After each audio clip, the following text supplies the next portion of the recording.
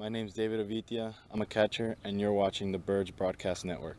Hey, what's up? It's good to be back playing some baseball. Welcome to Bird's Eye View on location in Hyannis here. Scotty Gange, Alec Hennon, the team beat reporter. Pleasure to be having you in today, and it's phenomenal to be back on the yard. I'm happy to be back at the ball yard, Scotty. 2 days off felt like a million years. Happy to be here in Hyannis. Happy to have Firebirds baseball back. Firebirds baseball is back, baby. Let's break down some of the past few days. Sunday, the doubleheader, we went all the way to Bourne. They won the first game 9-0 and the 2-1 loss in game number 2. And we made our way all the way out to Falmouth yesterday to show up to get rained on and be told that the game's going to be postponed and pushed to later. But we're here today, and let's talk about this Firebirds hitting, a hitting squad that 9 runs in game 1, but 1 run in game 2. It's been, if at best, it's been inconsistent. What have we seen, and what can they do better?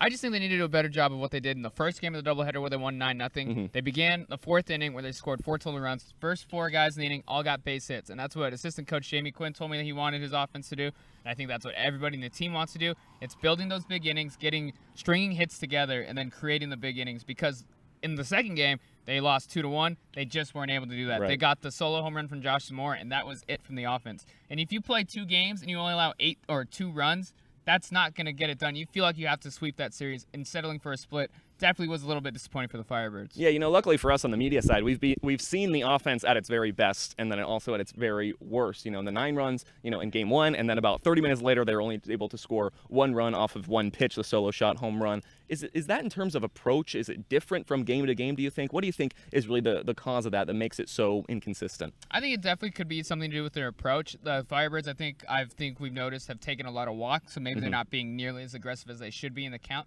But maybe a little matchup today with Hyannis, who is currently last in the Cape in ERA and haven't won a game yet, could do a little something for the Orleans offense. Because when you have the best pitching staff in the Cape as they do, and the offense can only be, if it can even be middle of the road, that could go a long way to helping this team decide if they're going to be one of the top teams in the East Division. Yeah, going to break down the pitching when our broadcaster Josh White comes on. That's going to be at the end of the show. And coming up right after this, Lyle Goldstein, the team broadcaster for the other guys, the bad guys, the Hyannis Harbor Hawks. He's coming up right after this.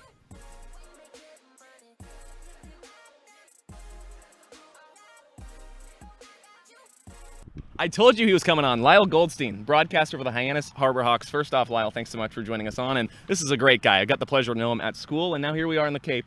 Welcome into Bird's Eye View, Lyle. Thanks, Scotty. I appreciate it, buddy. Always happy to spend some time with you. Yeah, it's fun. He's on the bad guys team, but we get to still chit-chat some baseball. And tell me about the Harbor Hawks. 0-6-1, but I know there's a much bigger story than just that. Yeah, so it's been a tough start for them. Honestly, through the first week of the season, they had a bunch of leads. I mean, they had a lead in, I think, 3 different games, and it's just been kind of a tough go of it for the bullpen. Now, for the Harbor Hawks as a whole, there's still a lot of guys that aren't here yet. There's 8 or 9 guys that are still playing out in Omaha for the College World Series who the Harbor Hawks team, they're kind of just waiting for to arrive and hoping they can get some offensive production out of some of them, some pitching or some innings out of the pitching staff. But it's kind of just a wait and see till then. I mean, don't get me wrong, there's some talented guys here now, and they're just kind of having to try to make the most of what they've got right now because they have an offense, I would say, that can put up some runs and can score at will at times. It's just more about doing it consistently, and then the pitching, particularly the back end of the bullpen, kind of slamming the door when they need to. You mentioned there's 8 or 9 guys that are still playing in the College World Series, and Birds fans know that too, with temporary players like Max Troiani, A.J. Lewis, and Rob Emery. To name a few, they've been outstanding this year. In terms of temporary players, who has stood out to you? There's a couple guys. Rigsby Mosley would be one. He's an outfielder from Troy, and he's a guy who's put together 2 monster seasons at Troy, and he's a guy that's a 2-way player. He's an outfielder here for Hyannis. He's more of a hitter at school. So he's had some good at-bats. He's got a home run to his name this year. And then Hunter Goodman, who sits second in the Cape League, or tied for second, I should say, in home runs. He's got 2, just like Josh Zamora of Orleans. But for Hunter Goodman, I mean, he's shown some real power in batting practice. We were talking about it on the broadcast the other night. Like, he's spraying balls into the 3rd row of trees out here at McKeon Park during batting practice. I mean, this guy has some real power, and he's coming in after a freshman year and making a big appearance early. There's power at McKeon Park, and there's also lots of power in and around McKeon Park. There's some brand new upgrades to this park and stadium. Tell me about it. Yeah, well, first off, there's a brand new scoreboard. So a tiny little one that sits out here in right field right now, that's been covered up, and now there's a huge, I would say, 20-foot high scoreboard with a huge. You can kind of see it here. Just a little bit. If you tune into the Orleans broadcast tonight, I'm sure you'll be able to see it, or I guess hear about it.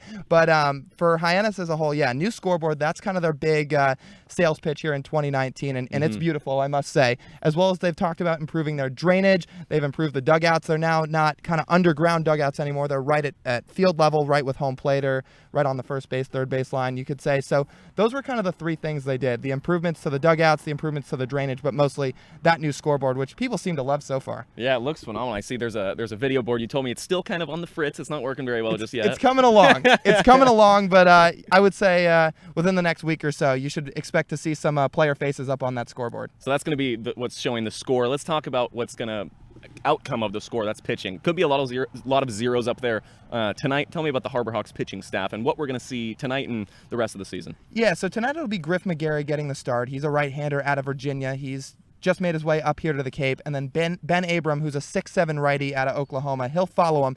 He had a up and down go of it his first time around. His first time through the lineup, his first start, he looked really, really good. He was pretty overpowering. And then he just kind of got caught up a little bit his second time around. So it'll be a little bit more about durability for him when he comes in to relieve McGarry later tonight. But for Hyannis, they need a good start, and as evident from their record, they need some of these pitchers to step up. And Abram, who's got some really good stuff, still a young kid just finishing his freshman year, could be a guy who they look for to put it together. And McGarry as well, who's going to toe the slab first. This guy's golden. Lyle Goldstein of the Hyannis Harbor Hawks. Thanks so much for the time, man. Appreciate it. No problem, buddy. My name is Donovan Benoit. I'm a right-handed pitcher, and a fun fact about me is I lived in 5 different states and 8 different cities. Hi, my name is Zach Akoska. I play outfield, and you're watching the Birds Broadcast Network.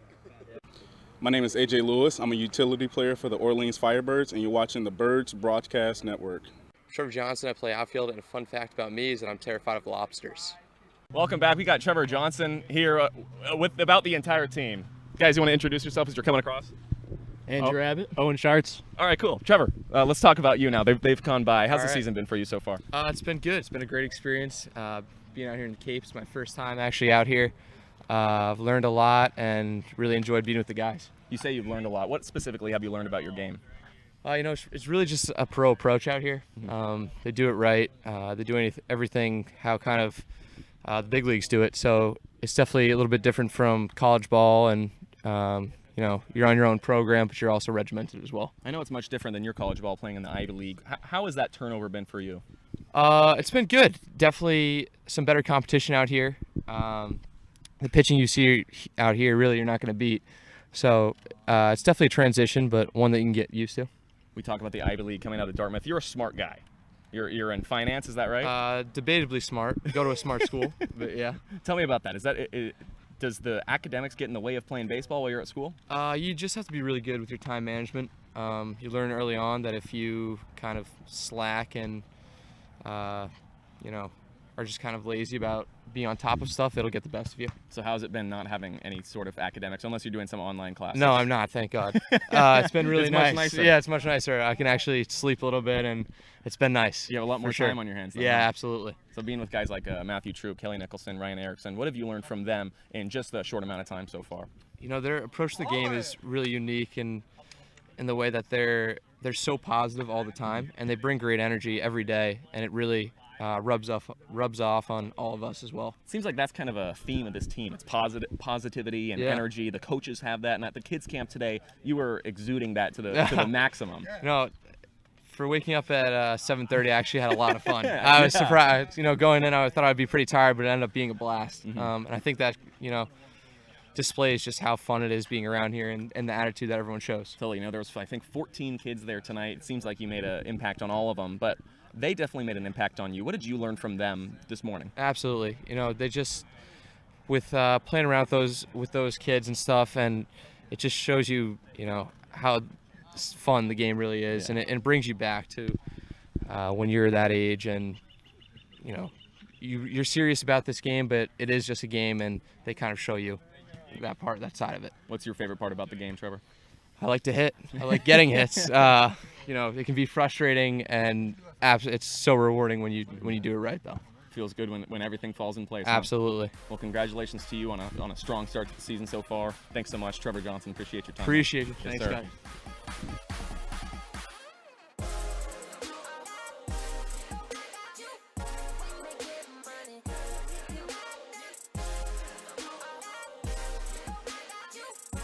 Going to put the bookend here on Bird's Eye View because it's about almost game time, right? Yeah, we're getting there. Okay. Scotty. Not there yet. We haven't played a game in quite some time, but we're almost there. You're right. We haven't played a game in quite some time. Me and Alec Hendon at the beginning of the show talked about it. God, I'm ready for some baseball, so we're going to make this quick and easy. Adam Seminaris on the mound tonight for Orleans. He was phenomenal on opening night. What do we expect to see tonight? He obviously commanded the strike zone really well against Bourne on opening night. It's been a little more than a week since he last pitched. Not a guy who's going to rev it up there, strike out a ton, but commands the strike zone really well. 5 scoreless innings against the Braves that opening night. Struck out 2, only allowed a couple hits as well. He's going to really paint the strike zone and work quickly like we saw on opening night against Bourne. So we saw a lot on opening night and a lot on the past doubleheader on Sunday against Bourne. A lot of that came from offense. In terms of offense for Orleans tonight, where are we looking? Obviously, you talk about the first game of the doubleheader against Bourne. They won 9-0. That was a season high in runs for the Firebirds, season high in hits with 12. And really, they had everything cooking in that game. Zach Kokoska, multi-hit performance. He's starting to turn it around. Josh Zamora hit the home run, his second of the summer.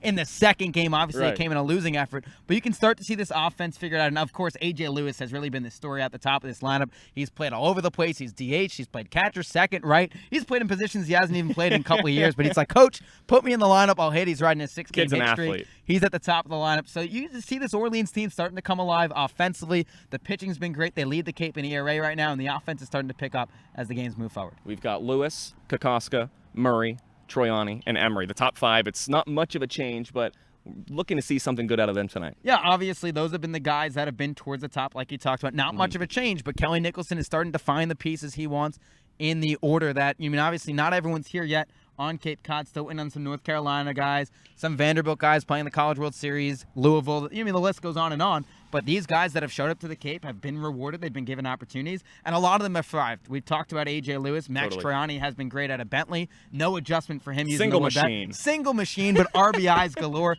Kokoska, we talked about the multi-hit performance. So this Orleans team, especially at the top, starting to come together, and they're starting to get some more pieces towards the bottom as well. We've had 2 days off, and for guys that have played a baseball game and every single day this past week, despite this past Thursday, does that change things at all, getting a longer break for them? I don't think it changes anything in terms of approach. I think you approach the game the same way. They're going to be loose. It's the Cape Cod League, and Orleans isn't playing bad baseball. They're not playing off the charts baseball, but 500 so far. It's to a good start and would be playoff pace baseball, and I think that's kind of the mindset around the team right now. The pitching's been great. The offense will start to pick up as guys get used to the wood, but I don't think the approach changes. I just think they might be a little more fresh, rested after a couple days off. Looking forward to some baseball, huh? Absolutely. It's great to be here, and you know what, Scotty? No drainage out, if you will. There's no rain, and there's no drain problems here at McKeon Park. So we're going to play some ball here at McKeon Park. It's Hyannis versus Orleans for tonight's matchup. Let's play some ball. Josh and Thomas, we're going to send it to you. Let's get onto the broadcast.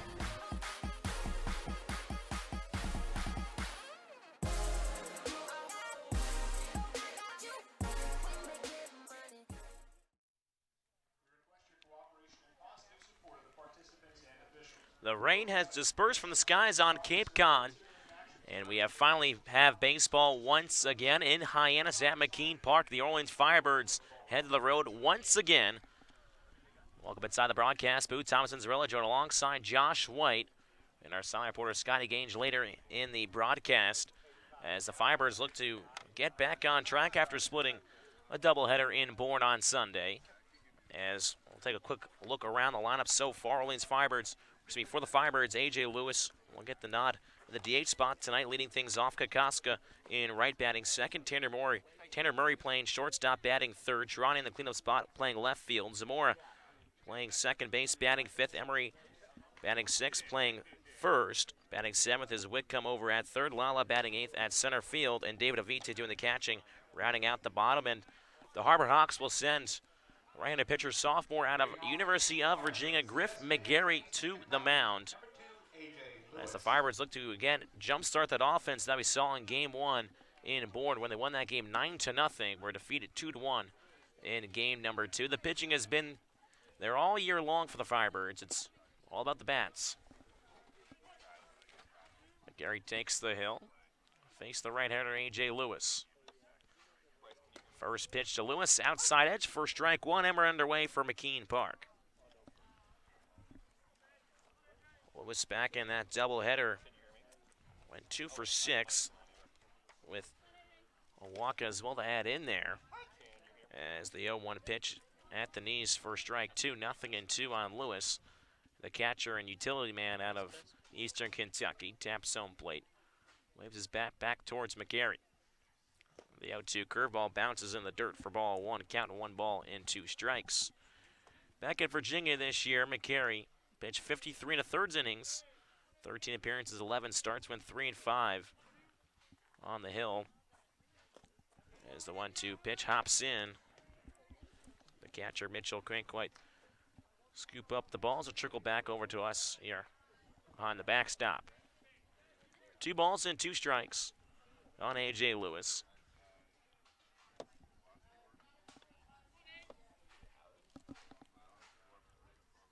McGarry finally gets his side kicks from the windup 2-2.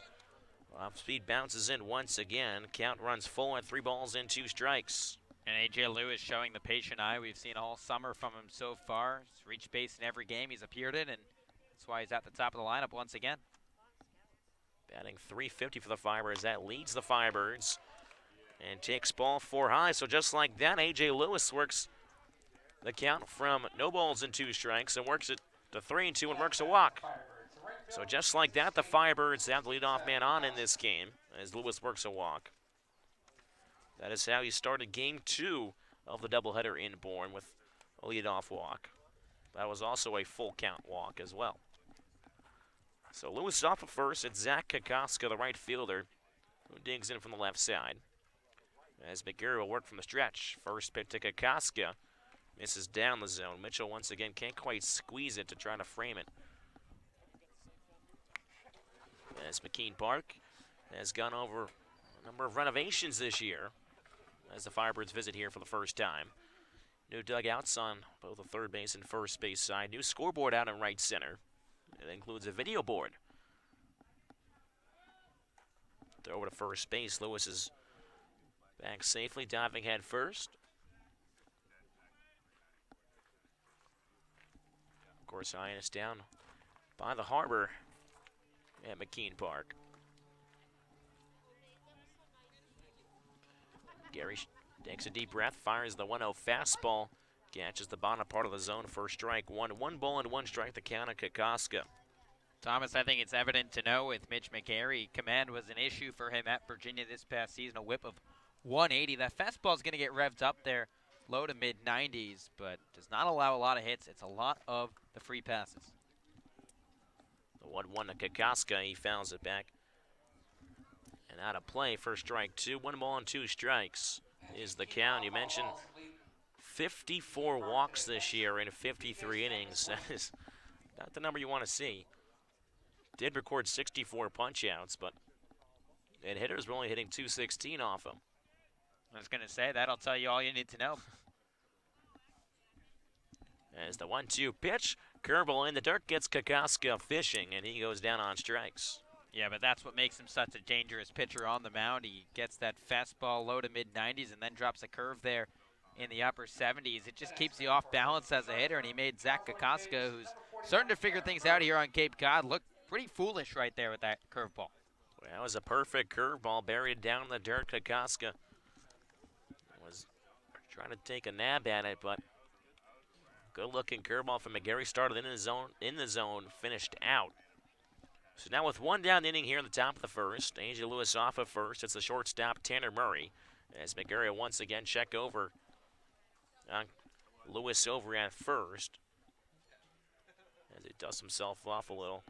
The Orleans jersey, again Orleans in the white lettering with the red jerseys. Hyannis going all white with the Hyannis in orange lettering. First pitch off speed, catches the outside edge to Tanner Murray, the shortstop. Murray in the doubleheader, 2 for 4 in game 1 with 3 runs, and that is why he is staying in that 3-hole spot. As he waves the bat over towards McGarry. McGarry set of the belt. Takes another deep breath and spins over to first base to check on Lewis.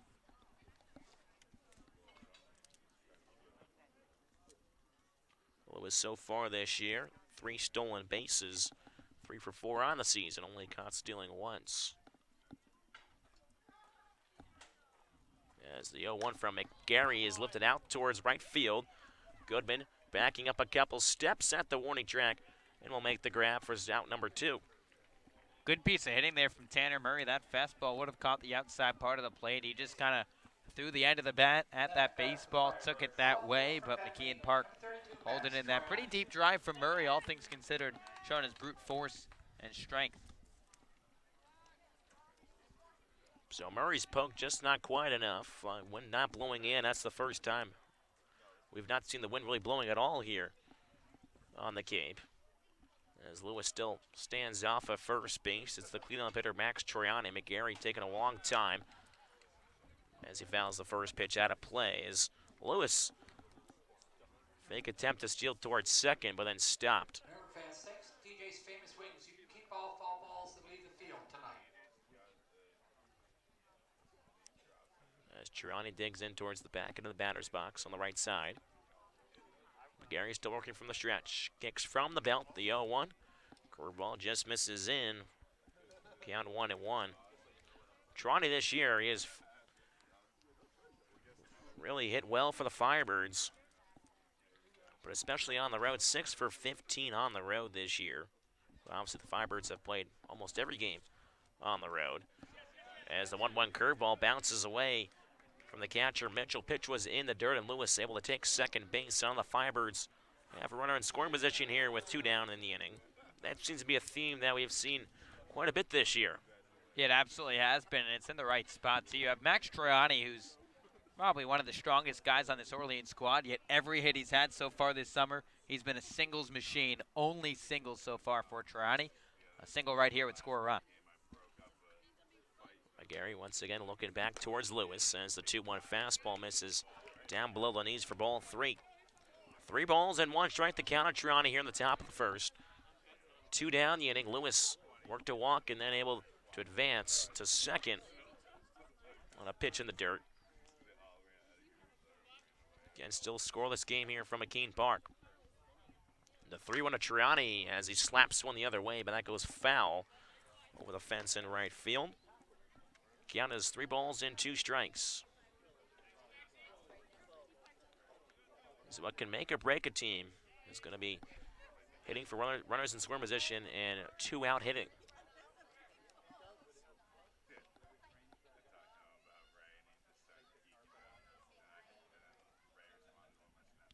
The 3-2 pitch. Curveball gets away from the catcher. Troiani swung. He heads over towards first base. And just like that, we've seen it again this year where a Firebirds hitter struck out at the plate, but a ball gets past the catcher, and they're able to take first base. It happened twice in the same inning against the Brewster Whitecaps the other day at Stony Brook Field in a game that Orleans fell 2-1. But just what happened here with Troiani is you almost think, we talked about it, it's kind of a little league move, if you will. Swing at strike 3 if it's in the dirt and reach first if you're willing to take the average going down. Obviously not intentional for Troiani right there, but sets the table for Josh Zamora, who's been swinging a hot stick. Zamora had a home run in game 2 of that doubleheader. First pitch he sees, fastball at the belt for strike 1. Runners on the corners now for the Firebirds. Lewis standing off at third, Troiani leading off at first. 2 outs inning here on the top of the first from McKean Park. McGarry trying to work his way out of this jam. So that goes a wild pitch. As the 0-1 big bender just misses inside. Zamora backs out a little. Count is 1 ball and 1 strike. That was a fantastic curveball from McGarry. Backed up a little too inside to the right-handed batter Zamora, but Zamora turned away the second it left the hand of McGarry. Gary pauses for a second on the hill, and now will jump throw over to first base as Troiani slotting in. He's got some speed as well over at first. He's got 2 stolen bases. He's 2 for 3 on the season. Firebirds in general have 7 stolen bases, 5 of the 7 from the 2 men on base right now. The 1-1 pitch to Zamora. Fastball just catches the knees for strike 2. Yeah, that ball might have missed a little low, but that's kind of the strike zone Sam Finn has gone with in the early going, and Orleans has to adjust a little bit to that maybe wider strike zone that they haven't seen in the early parts of the season. 1 ball, 2 strikes the count. 2 outs the inning, runners on the corners. The 1-2 pitch, fastball runs off the plate outside. 2-2 is the count. The other thing that's going to make it challenging for Orleans to swipe bags tonight is just how quickly McGarry delivers home, and even his pickoff move to first base is pretty quick, about a 1.25 second and a half over to first.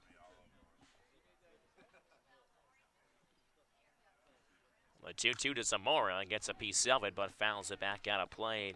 And a pitcher as well, to see McGarry so far in the stop of the first. He's been able to slow down and work at different speeds as well. We've seen him when he comes set. Taking a little longer sometimes to try to throw off the timing for a runner, especially Girardi at first, if he is trying to steal. Hansel Robles the other day stopped for a good 3 to 5 seconds before delivering a fastball home. McGarry comes set from the belt, the 2-2 to Zamora. He reaches out for one, pokes down to left center field, but charging in is the center fielder, Teodosio. And that is how the top of the first will end. Zamora got a good piece of wood on it, but just wouldn't quite drop in the gap out there. So the Firebirds, no runs, no hits, no errors, but 2 left on base. Heading into the bottom of the first inning, still a scoreless ball game. We'll be right back. Listen to Firebirds Baseball on the Birds Broadcast Network.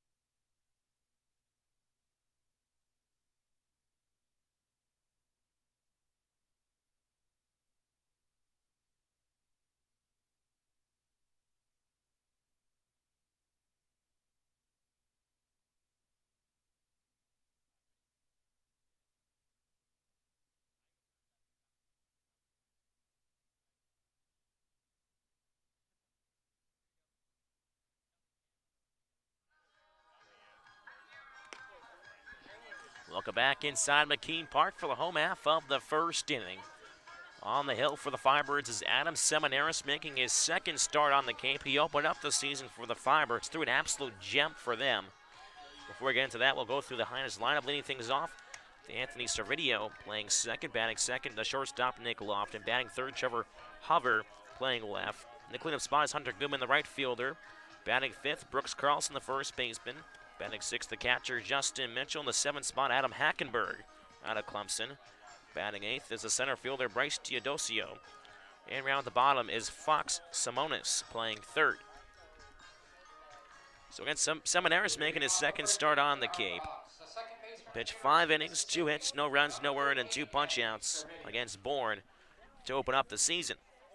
I'll go through this Harbor Hawks lineup that has just struggled to hit on home. They're just batting 157 at McKean Park. As Seminaris will face the left-hander Servideo. First pitch, fastball outside edge, first strike one. Servideo thought about it, but was in there anyway. Servideo, a sophomore out of Ole Miss, the Running Rebels. Made their way to the SEC championship game this year. Seminaris comes right back with a fastball on the outside corner. Picture perfect, 0-2 on Servideo, the second baseman. He's got some speed at the plate as well. Seminaris from the windup, then 0-2 pitch, fastball misses the outside, black for ball one. Seminaris back in that first start was about as effective as you can be in strike throwing. As the 1-2, Ospey misses low and outside for ball two. Count comes back to 2 balls and 2 strikes. Yeah, it was opening night on the Cape. It's been 9 days since Seminaris took the hill for the Firebirds, but wasn't overpowering, just really painted the corners nicely all evening. Really got ahead and counts as the 2-2 pitch is a one hop over the third baseman Whitcomb. Corrals it, throws across the diamond to first base to Emery. in time to throw out the quickly running Servideo. It was a hot shot, one hop right at the feet of Whitcomb. Bobbled it for a second, but able to recover to retire the runner. Yeah, that really could have been a trouble and a tough play for Shea Whitcomb at third base. It was rocketed right at him. He was positioned perfectly, but short hopped him off the lip of the grass. He was able to knock it down, regather, and throw it in plenty of time to beat the quick Servideo. So Nick Lofton steps in from the right side. First pitch fastball at the belt for strike one. And we see that Orleans shift come to play once again. The left fielder Troiani shading just behind the shortstop Murray.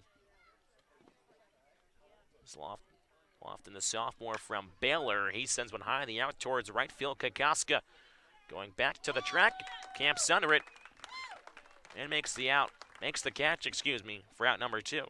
Team USA invitee Nick Lofton gave that ball a ride. One of the best shortstops on the Cape this summer, without a doubt. Him and Davis Wenzel, who actually played for Hyannis last year, forming a great infield at Baylor, and Lofton almost giving Hyannis an early lead here at McKeon Park. It's that Hyannis-Baylor pipeline that we've seen over the last 2 years. Davis Wenzel, outstanding player out of Baylor. And it's Trevor Haver now, the left fielder from Arizona State. The left-hander takes a fastball outside corner for strike one.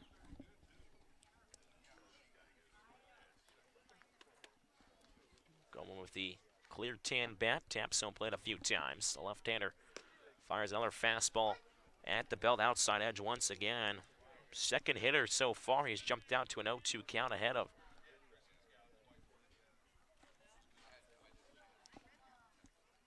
at .339 this year for the Sun Devils, including 30 extra base hits out of the 82. 0-2 fastball just misses out. Avidia couldn't quite hold on, but missed outside anyway. Ever the only returning Harbor Hawk from last year's roster. Team that made the playoffs as the 1-2 curveball bounces in. Avidia with a good block behind the dish. Count is 2 balls and 2 strikes. Yeah, Hyannis had a pretty good summer last year, at least during the regular season for sure. Second place in the West Division, finished with 51 points. The only team they couldn't really catch up to was the eventual Cape Cod champions, the Wareham Gatemen. Wareham got the hot start from Andrew Vaughn and Brian Packard, 2 Team USA guys, as the 2-2 pitch is fouled at the plate. Just skirts out of the batting circle. Still to do it again at 2 balls and 2 strikes. Again, 2 outs here in the bottom of the first inning. Still scoreless ball game for McKean Park. Nobody on for their Harbor Hawks. 2-2 comes inside and hits Halver on the hands as he'll take a slow jog down to first base. Yeah, and that ball didn't look like it hit the wrist. It looked like it might have hit the elbow guard or something. However, really just not even a half swing, didn't go around that far, but hit him on the right elbow, kind of near the funny bone, and he seems to be okay down at first base, but rare to see 7 errors miss control-wise. Especially was ahead in the count. 0-2 to start off that at-bat as Hopper takes off the batting gloves, leads off at first. First pitch hit on a rope over towards the second baseman. Zamora fields it. Sidearm throw to first base. Retire Hunter Goodman on 1 pitch. So the Harbor Hawks got a base runner on. Believe over at first base. No runs, no hits, no errors. 1 left on base for the Harbor Hawks. We're through 1 here at McKean Park. Still a scoreless ball game between the Firebirds and the Harbor Hawks. We'll be right back. Listen to Firebirds Baseball on the Birds Broadcast Network.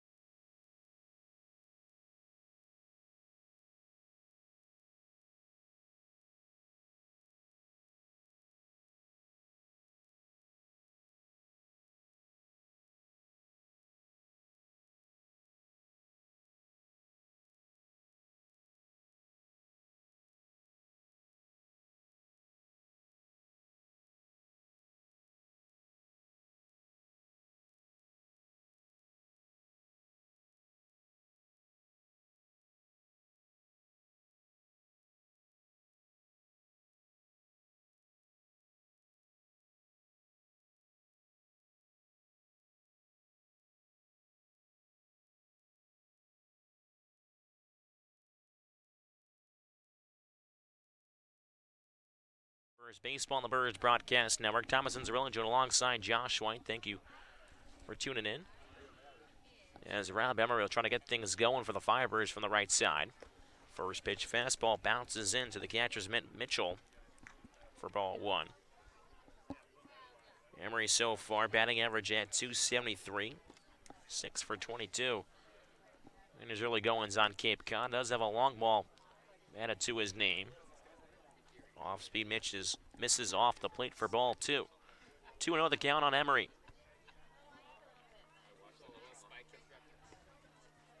McGarry from the windup, 2-0 pitch, misses down and outside for ball three. Count runs to 3 balls and no strikes. Great story today for Rob Emery. He grew up going to the Orleans clinics on the Cape. Got to work a clinic today for the Firebirds. That is full circle Cape Cod as the 3-0 pitch misses up and out of the zone for ball four. We talked about McGarry's walk problems and issues a free pass right here to Emery to start off the second. So no outs. Here at the top of the second, Emery on board after a 4-pitch walk is issued. It's now the third baseman, Shea Whitcomb.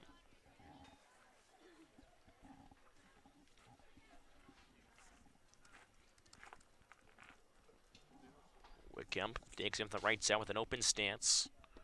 As McGarry works from the stretch. Got out of a jam in the first as first pitch fastball comes up and in.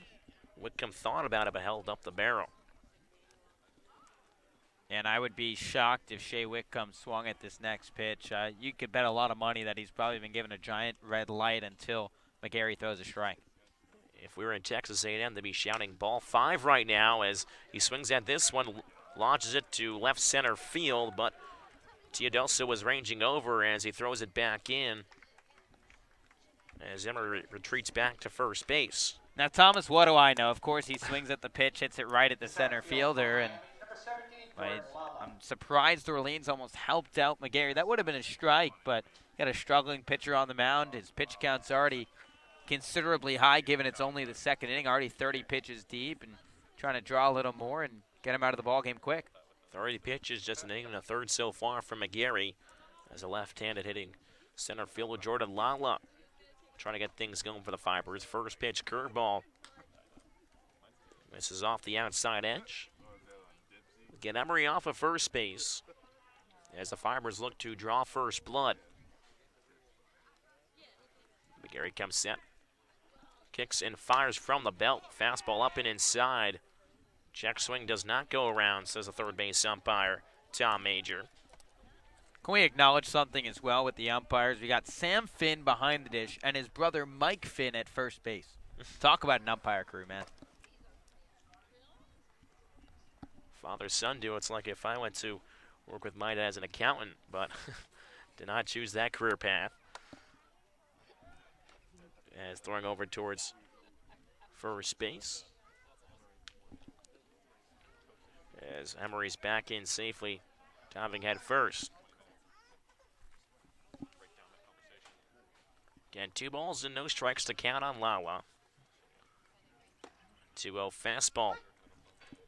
Right down Main Street for strike one. Lala starting to put some things together at the plate. As he was robbed of a hit in Bourne, but did record a loud double down the line as he hits a loud one here. Out to straightaway center coming in is the center fielder Teodosio. It drops in front as he's trying to make a play on it. And Lala has his first hit in this game as he's now on first base. Emery on second. And Jordan Lala, like you mentioned, starting to figure things out a little bit at the dish. Hit a 2-run triple in that game against Bourne in the first game of the doubleheader. Now rockets a single into center. And, hey, this bottom part of this Orleans lineup starting to cook a little bit. You got David Ovidio, who hit a hard ball at Gage Workman against Brewster. Still hitless, but he's starting to put quality ABs together as well. Don't let the Firebirds get hot as David Ovidio, the catcher, gets things going here as the first pitch curveball bounces in, gets past the catcher Mitchell. As both Firebirds runners advance another 90 feet. Emery now off of third base. Lala standing off of second.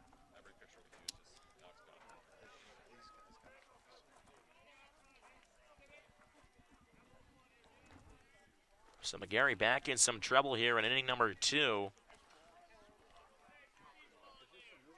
As now go as a wild pitch.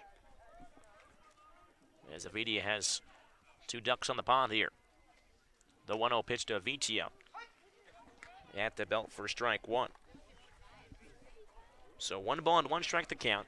1 down the inning. Runners on second and third here at the top of the second inning. Still scoreless ball game. As Avidia waves his bat towards the pitcher McGarry. McGarry works the 1-1 pitch, is fouled back into the screen for strike 2. 1 ball and 2 strikes is the count on the catcher from Grand Canyon. Just needs to put something in the air here, a drive and a run. Just 1 hit so far from the Firebirds, and that was off Lala's bat earlier in this inning. As the 1-2 fastball runs low and outside. Count is 2 balls and 2 strikes.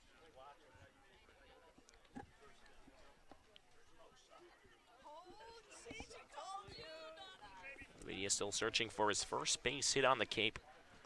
Not a better time than this one. As the 2-2 curveball, Avidia rolls over. This one just misses the third base coach's box and Coach Jamie Quinn as it funnels down to the bullpen area.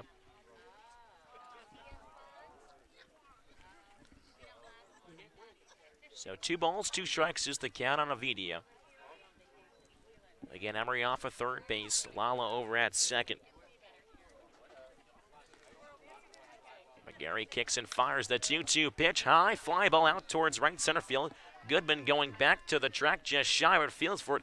Will make the catch. Tagging from home is Emery. He's in. Is also tagging up from second. Really good throw from Goodman, but Lala with his speed able to slide in safely. And just like that, the Firebirds on the board here in the top of the second. They now lead 1-0. RBI number 1 for David Avidia in his Cape Cod Baseball League career. The ball seems to be trickling out pretty deep to right center, and Avidia gave that ball a ride and puts the Birds up 1-0. So the walk comes back to Hunt McGarry. And Emery comes around to score again. Lala was able to tag towards third, so he's now off a third with 2 down in the inning. It's the top of the order coming back around A.J. Lewis. First pitch he sees, he pops one up in the air down the first base side. Coming in is the first baseman Carlson. Calls off the catcher Mitchell, and foul grounds will make the grab. So the Firebirds get 1 run on 1 hit. No errors, but 1 left on base. They lead 1-0 here after 1.5. Before we let you go, Josh, I mentioned that story about Rob Emery, so we're going to send it down now to our sound reporter, Scotty Gange, about more. Yeah, you know, that 1 run that you just talked about, Thomas, that 1 run was Rob Emery. And Josh noted earlier in this inning that Rob Emery went to the coach's clinic today, or the kids' clinic today. He was the coach. He helped out some of the young kids. But the fun story with that is that in 2006 and 2007, I believe, he was one of those kids playing in the league. He told me today that he went to the Brewster and the Falmouth camps as a young kid, and I actually found a photo of him. We tweeted it on our Firebirds Twitter at Firebirds CCBL, and here he was being a coach. And I just thought it was so fun. I got to spend the morning, you know, taking some photos and videos and talking to him about the experience. You know, he was just having a lot of fun with the guys, so I was kind of asking what it means to him. He was just having a great time. Ack, he kept saying for the Firebirds, and it was just such a cool experience to go full circle like that. And stuff like that, I think that's what makes the Cape Cod Baseball League. You know, there's all these great players out here, and that's so fun to watch them for 44 nights in the summer. But it's really the deep stories like that where a guy like him, he wanted to be in the Cape Cod Baseball League his entire life. He worked hard for it, and here he is, a former kid in the clinic, and this morning he got to be the coach player in the clinic. Just so cool, I think, guys.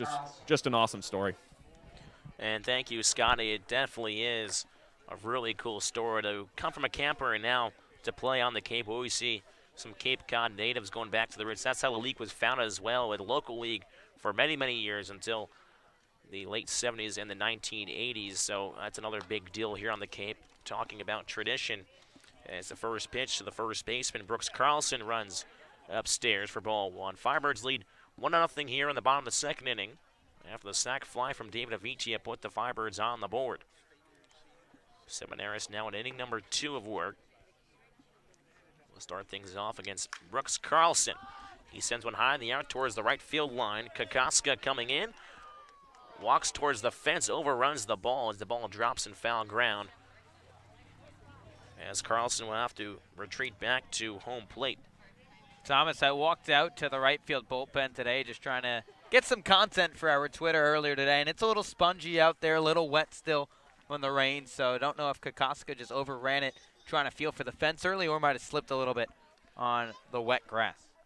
Definitely had that left arm reaching out, trying to feel for the fence. As the 1-1 pitch from Seminaris hit sharply on the ground towards the hole, backhanded. Attempted backhand by Murray as it trickles down into left field. As Carlson's now aboard to start off this bottom half of the second inning. Yeah, we'll see how that one is scored. But either way, Tanner Murray has struggled early defensively so far for the Firebirds. Obviously, 6 foot, 200-pound sophomore from Missouri. Plays his college ball in Oklahoma. One of the Sooners. Seminaris takes a long pause. Seminaris finally kicks and deals as Mitchell fires it right back into the screen for strike 2-0 and 2 on the catcher from Oklahoma. Of course, Mitchell, his teammate, not this spring, but his freshman year, was Kyler Murray, 9th overall draft pick in the MLB draft, and the first overall draft pick by the Arizona Cardinals. I said the St. Louis Cardinals. As the 0-2 fastball runs upstairs for ball 1. 1 ball and 2 strikes. Kyler Murray also played for the Harwich Manners 2 summers ago here on Cape Cod. So the first Heisman Trophy winner to ever play on Cape Cod. As the 1-2 pitch to Mitchell was whipped high in the air, and he'll find the seats, or behind the seats, on the first base side. 1 ball and 2 strikes to count on Mitchell. yeah, it's waiting for that to come up at some point this summer, whether we were at Harwich or whether an Oklahoma kid stood to the dish. And took for an Oklahoma guy. I haven't played the Mariners just yet, but crazy to see the things that Kyler Murray's doing in 2019. As the 1-2 pitch to Mitchell, this one squibbed out towards shallow right field as Kokoska coming in a couple steps will make the grab. So now 1 down here in the bottom half of the second inning. Firebirds 1, Hyannis nothing. As Carlson still over at first base, he reached on an error to start off this second inning. It's now Adam Hackenberg, the DH out of Clemson, as he sports his Clemson orange and purple gloves to almost match with the orange and blue for Hyannis. Seminaris glances over towards first, fires a fastball. That's fouled back to the screen for strike 1 on Hackenberg. Hackenberg so far having a nice summer so far. Only has 6 ABs, but 3 for 6 with a home run and 2 runs driven in. Another football connection here, his brother Christian Hackenberg. Of course, played at Penn State, New York Jets, and was most recently in the AAF.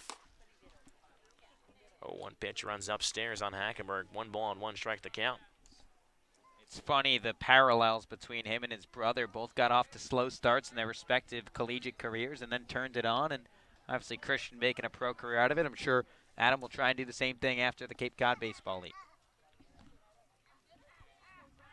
1-1 off-speed pitch, a wave and a miss for strike 2. 1 ball and 2 strike to count on Hackenberg. Just like his brother Christian, highly touted out of high school, number 40 freshman in the preseason by perfect game. Was a 39th round draft pick by the Kansas City Royals. There's the 1-2 to Hackenberg, cut on and missed. Foul tip the mid of Avitia, and he goes down swinging.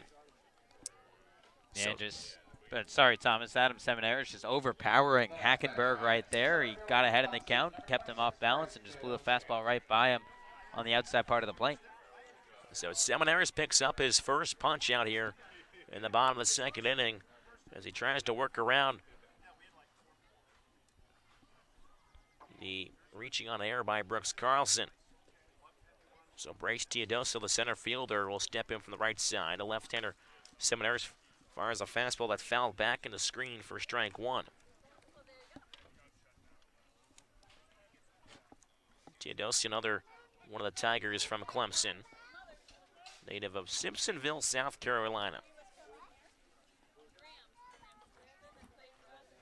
Hit 9 long balls for the Tigers this year. I already mentioned that Hackenberg, his teammate at Clemson, obviously didn't get a lot of playing time there this year. Struggled with the bat, but has the power. As the 0-1 fastball misses down in the zone for ball 1. 1 ball and 1 strike to count. Again, Brooks Carlson, the first baseman, leading off at first. Emery holding him on over there. Short lead, though, Mike Carlson, as Seminaris looks over at first. Set from the belt, the 1-1. Osby just misses the outside corner for ball 2. Seminaris so far, 19 strikes, 10 balls, 29 pitches, almost through 2. Every time he takes the hill, we've seen a lot of guys really swinging the first couple pitches in those ABs. As the 2-1 pitch is rolled over, foul towards the on-deck circle on the Hyannis third base bench side. Again, has 2 balls and 2 strikes. Just shows you Seminaris really efficient now in his second start, trying to get ahead of these Harbor Hawk hitters.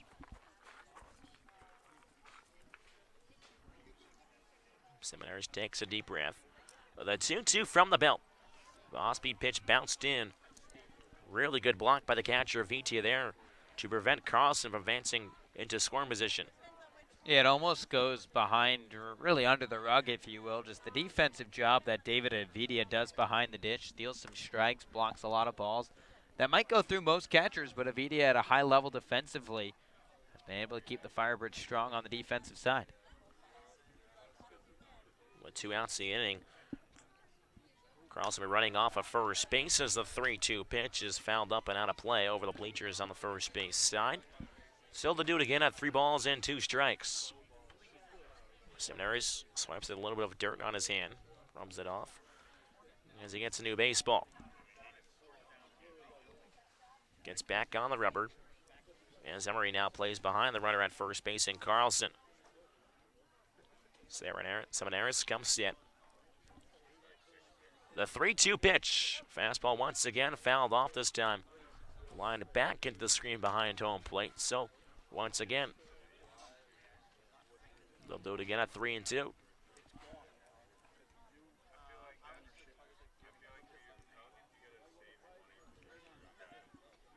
Bottom of the second inning, 1-0 Firebirds lead. 2 down the inning with Carlson off of first. Seminaris fires the 3-2 pitch. Curveball cut on a miss for strike 3. Teodosio got a piece of it, but just not enough to see another pitch, and that's just like that. The Firebirds work out of Carlson reaching on an error, so no runs, no hits, 1 error, 1 left on base for the Harbor Hawks. It's a 1-0 Firebirds lead after 2. We'll be right back. This is the Firebirds baseball on the Birds Broadcast Network.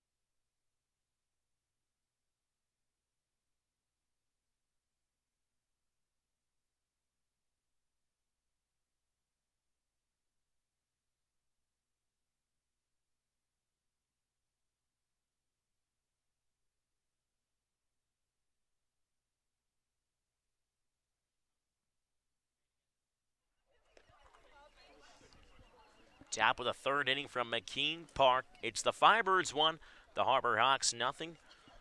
As it's the sack flag, from the catcher. David Avitia has made the difference so far. The Firebirds to go back to the bats here. 2, 3, 4 due up for the Firebirds. Zach Kokoska, Tanner Murray, and Max Troiani. as there is a new pitcher on the mound for the Harbor Hawks. It is going to be Ben Abram, the right-hander out of Oklahoma. So another Sooner. Now catching for the Harbor Hawks. We'll get into the lineup card here for the Harbor Hawks. Now playing in right field, number 12. So McGarry Mosley. just goes 2 innings, 1 hit, 1 run, 1 earned, 2 walks, and 2 strikeouts in the 10 batters that he faced.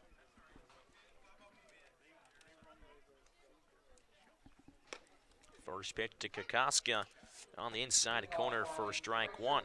Thomas, not the only change either. We're going to change the catcher here for Hyannis as well. Rigsby Mosley comes into right field first, and Hunter Goodman moves to catch.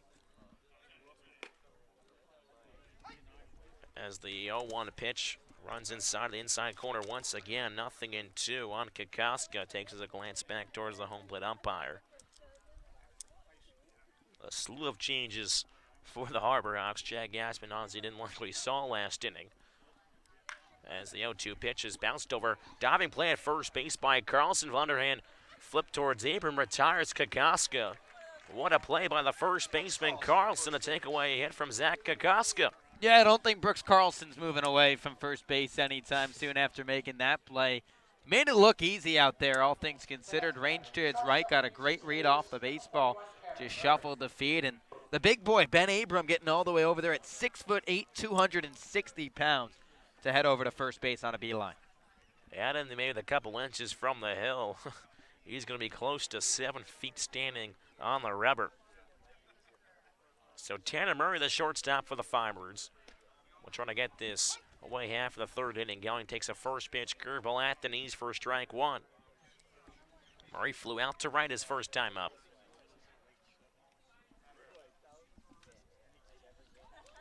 As Abram making his second appearance on the Cape, as the 0-1 pitch to Murray is fouled back to the screen, 0-2.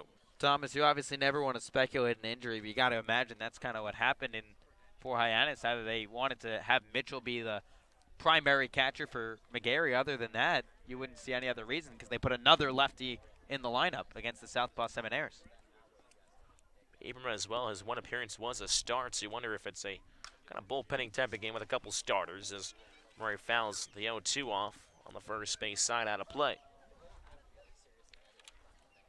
Firebirds so far just the 1 run on 1 hit, so it wasn't as if McGarry was really roughed up. Just worked out of a pair of jams in the first 2 innings. I know I'm happy. Rigsby Mosley's in the ballgame. That's a fantastic name. Fox Samoas over at third, too. That's the all-name team. As Murray does not swing at a curveball in the dirt, able to hold up, says the first base umpire, Mike Finn. You got to think Sam Finn and Mike Finn would be on the same page most games. I mean, sometimes they might see something differently, though. But I think most of the time they would be. The 1-2 pitch to Murray. Curveball caught on miss for strike 3, and Murray goes down on strikes.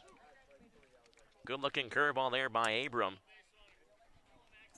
And they're clicking 2 away here in the top of the third. The left fielder from Bentley, number 32, Max Troiani. 2 down, nobody out for the Firebirds. It's Max Troiani who will step in from the right side to try to get this third inning going for the Firebirds.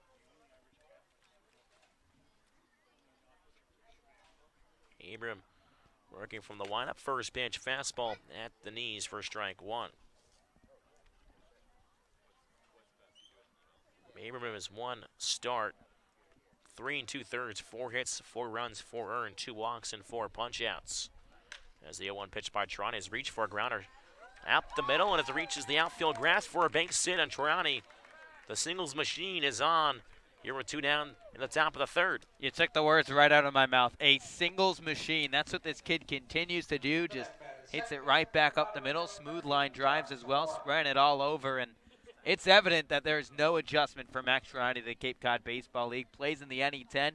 He was a wood bat all year long, and he looks miles ahead of most hitters in the CCBL the first week. So 2 down, the inning, Troiani off of first. It's Josh Zamora, the second baseman. He lined out to center to end the first. Almost dropped in for a base hit as the first pitch This is up and in for ball one.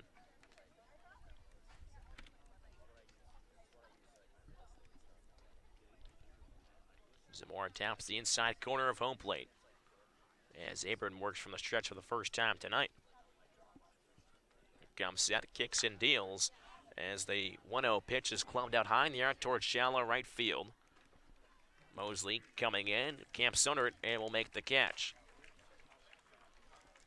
So Firebirds, no runs on one hit, no errors, and one left on a base after 2.5. It's the Firebirds 1.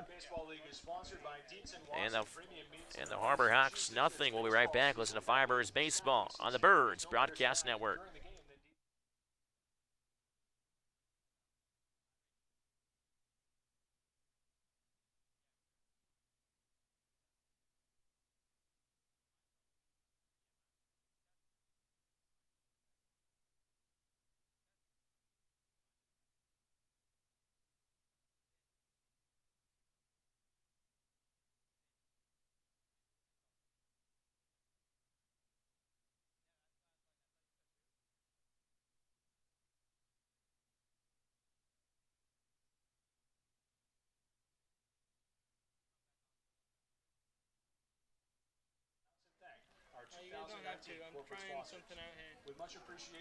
And welcome back inside McKean Park. And into the home half of the third inning. It's the Firebirds 1, Harbor Hawks nothing. As we'll take a look around Cape Cod. As in the top of the sixth, Wareham owning a 6-0 lead over Katuitt at Katuitt. In Harwich, Brewster, slim lead in the top of the second, 1-0. As Chatham and YD are just getting underway, about to get underway. First pitch at 7 o'clock at Veterans Field. The other game on tonight, or excuse me, not on tonight, it was canceled, was Falmouth playing at Bourne. The rain from yesterday, just a little bit too much. So to start things off for the Harbor Hawks, it's the 9-1-2 hitters. Fox Simonis takes it in from the right side, facing the left-hander Seminaris. First pitch fastball ties him up on the inside corner. He does go around, says the first base umpire Mike Fitt. Simonis manning the hot corner tonight for the Harbor Hawks. 7 ABs so far on the season, 2 for 7. As the 0-1 pitch skips into the mitt of Avitia. Count as 1 ball and 1 strike. I'm hoping Orleans and Hyannis, when they play later, Zebulon Vermillion, if he makes it to the Cape, right-hander from Arkansas, faces Fox Simonis. Now that would be something, as the 1-1 pitch is grounded sharply over towards the shortstop. Murray ranges in a couple steps, throws across the diamond to retire Simonis for the first out.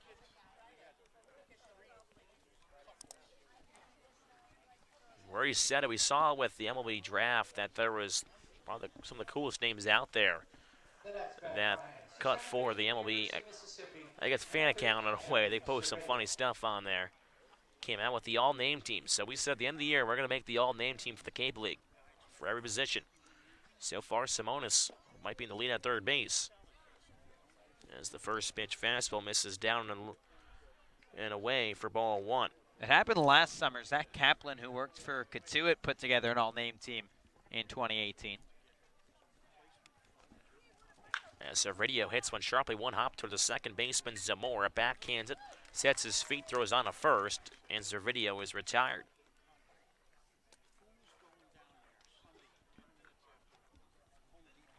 So 2 up, 2 down to start off the third inning.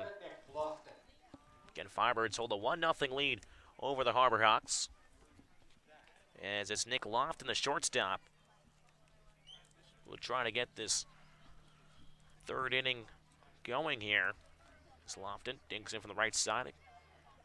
Going with a maple-colored bat.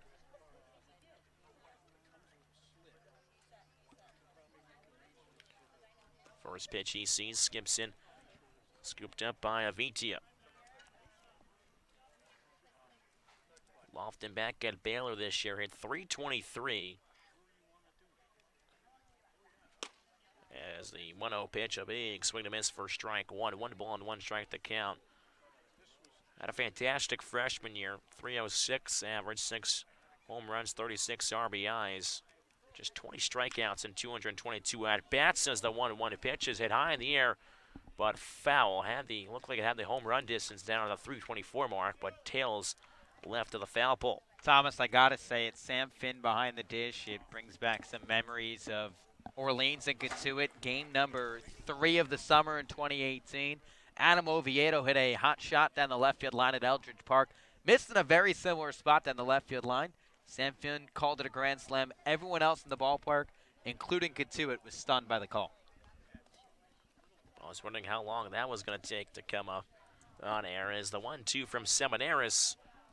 Curveball skips in as Avitia blocks it with the chest, but it still skips out of the circle. 2 balls and 2 strikes to count on Lofton.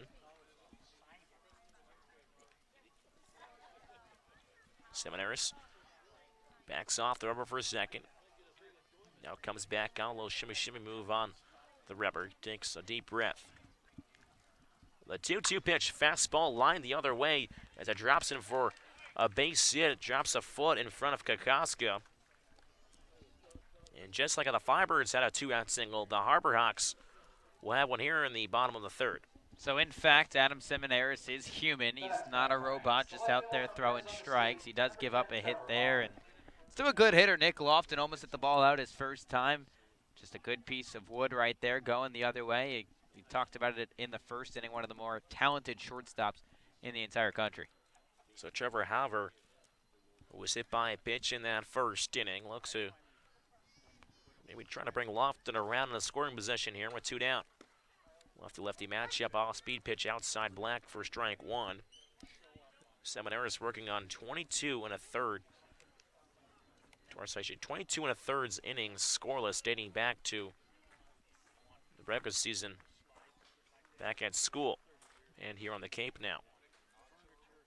As Seminaris steps off, gets Lofton, pick off, throw over from Emery towards second base. Murray applies the tag.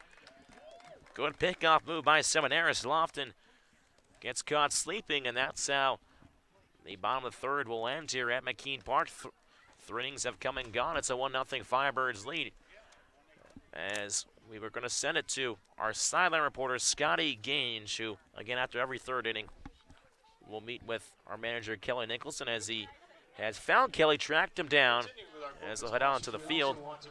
Again, our sideline reporter, Scotty Gange, is aside right now with manager Kelly Nicholson. Yeah, thanks, guys. Coach, so far through 3 innings, Adam Seminaris seems like he's been picking up where he left off. What has impressed you today from him? Just command. He's got command of 3 pitches out there and keeps guys off balance with that changeups, getting first pitch strikes, and good tempo. And it's fun to watch pitch out there so far. Yeah, he really is. You mentioned tempo. I know that's a big thing you preach, and breathing, slowing down. He seems to be so locked in there. Is he a good model for that? Yeah, absolutely. I think Long Beach State, where he came from, does a great job with that. Danny Rickaball is one of the most outstanding pitching coach in the country, and you can tell that he's been under his tutelage for a couple of years. So, yeah, he's fun to watch. We're going to give him one more inning, then we're going to go to the pen. Thanks so much, Coach. Good looking us away. Guys, I'm going to send it back to you.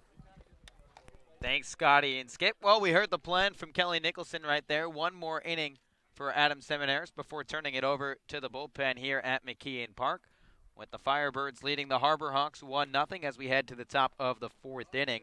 It'll be 6, 7, and 8 here for Orleans. Rob Emery, Shea Whitcomb, and Jordan Lala. And this bottom half of the lineup were the ones that produced the early run for Orleans back in the 2nd. So Seminaris dealing on the hill. The Orleans offense getting some early production. It'll be Rob Emery, the first baseman from San Francisco, who has scored the lone run of this ball game. Drew a leadoff walk in the 2nd. And advanced to second base on the single by Jordan Lala, moved to 3rd on a wild pitch, and came home to score on the David Avidia sac fly. Ben Abram, the tall right-hander, back out there for the Harbor Hawks. 6'8", 260-pound hurler from Oklahoma, rocks and fires. First pitch to Emery, a changeup cut on and missed for strike 1. Emery, a catcher by trade, shifted over to first base with the Birds short-handed at the moment. On his 2nd go-around in the Cape Cod Baseball League. Played sparingly with Harwich last summer. 0-1, fastball tails outside, and it's 1-1. All West Coast Conference 2nd team selection this past year for the Dons. Batted .320 with 5 home runs in the middle of that San Fran lineup. Abram, the glove near the face, rocks and kicks. The 1-1 misses low, and it's 2 balls and 1 strike. Emery definitely showing his versatility in the early goings here on the Cape. Able to show off he can play first. 2-1 pitch home. It's a fastball that catches the outside corner. Emery just smirks at the call from Sam Finn, and it's 2-2. And Emery knows you can't argue balls and strikes. He's not catching today, but doesn't want to do any harm to Adam Simoneris and David Avidia, the battery for the Orleans Firebirds. Here's the 2-2 from Abram. It's a fastball spiked low and outside, and the count runs full. Orleans 1 run on 2 hits and an error so far for the Firebirds. For the Harbor Hawks, it's no runs on 1 hit and no errors to show for in the first meeting of 4 this summer between the Birds and the Hawks. Righty on righty matchup.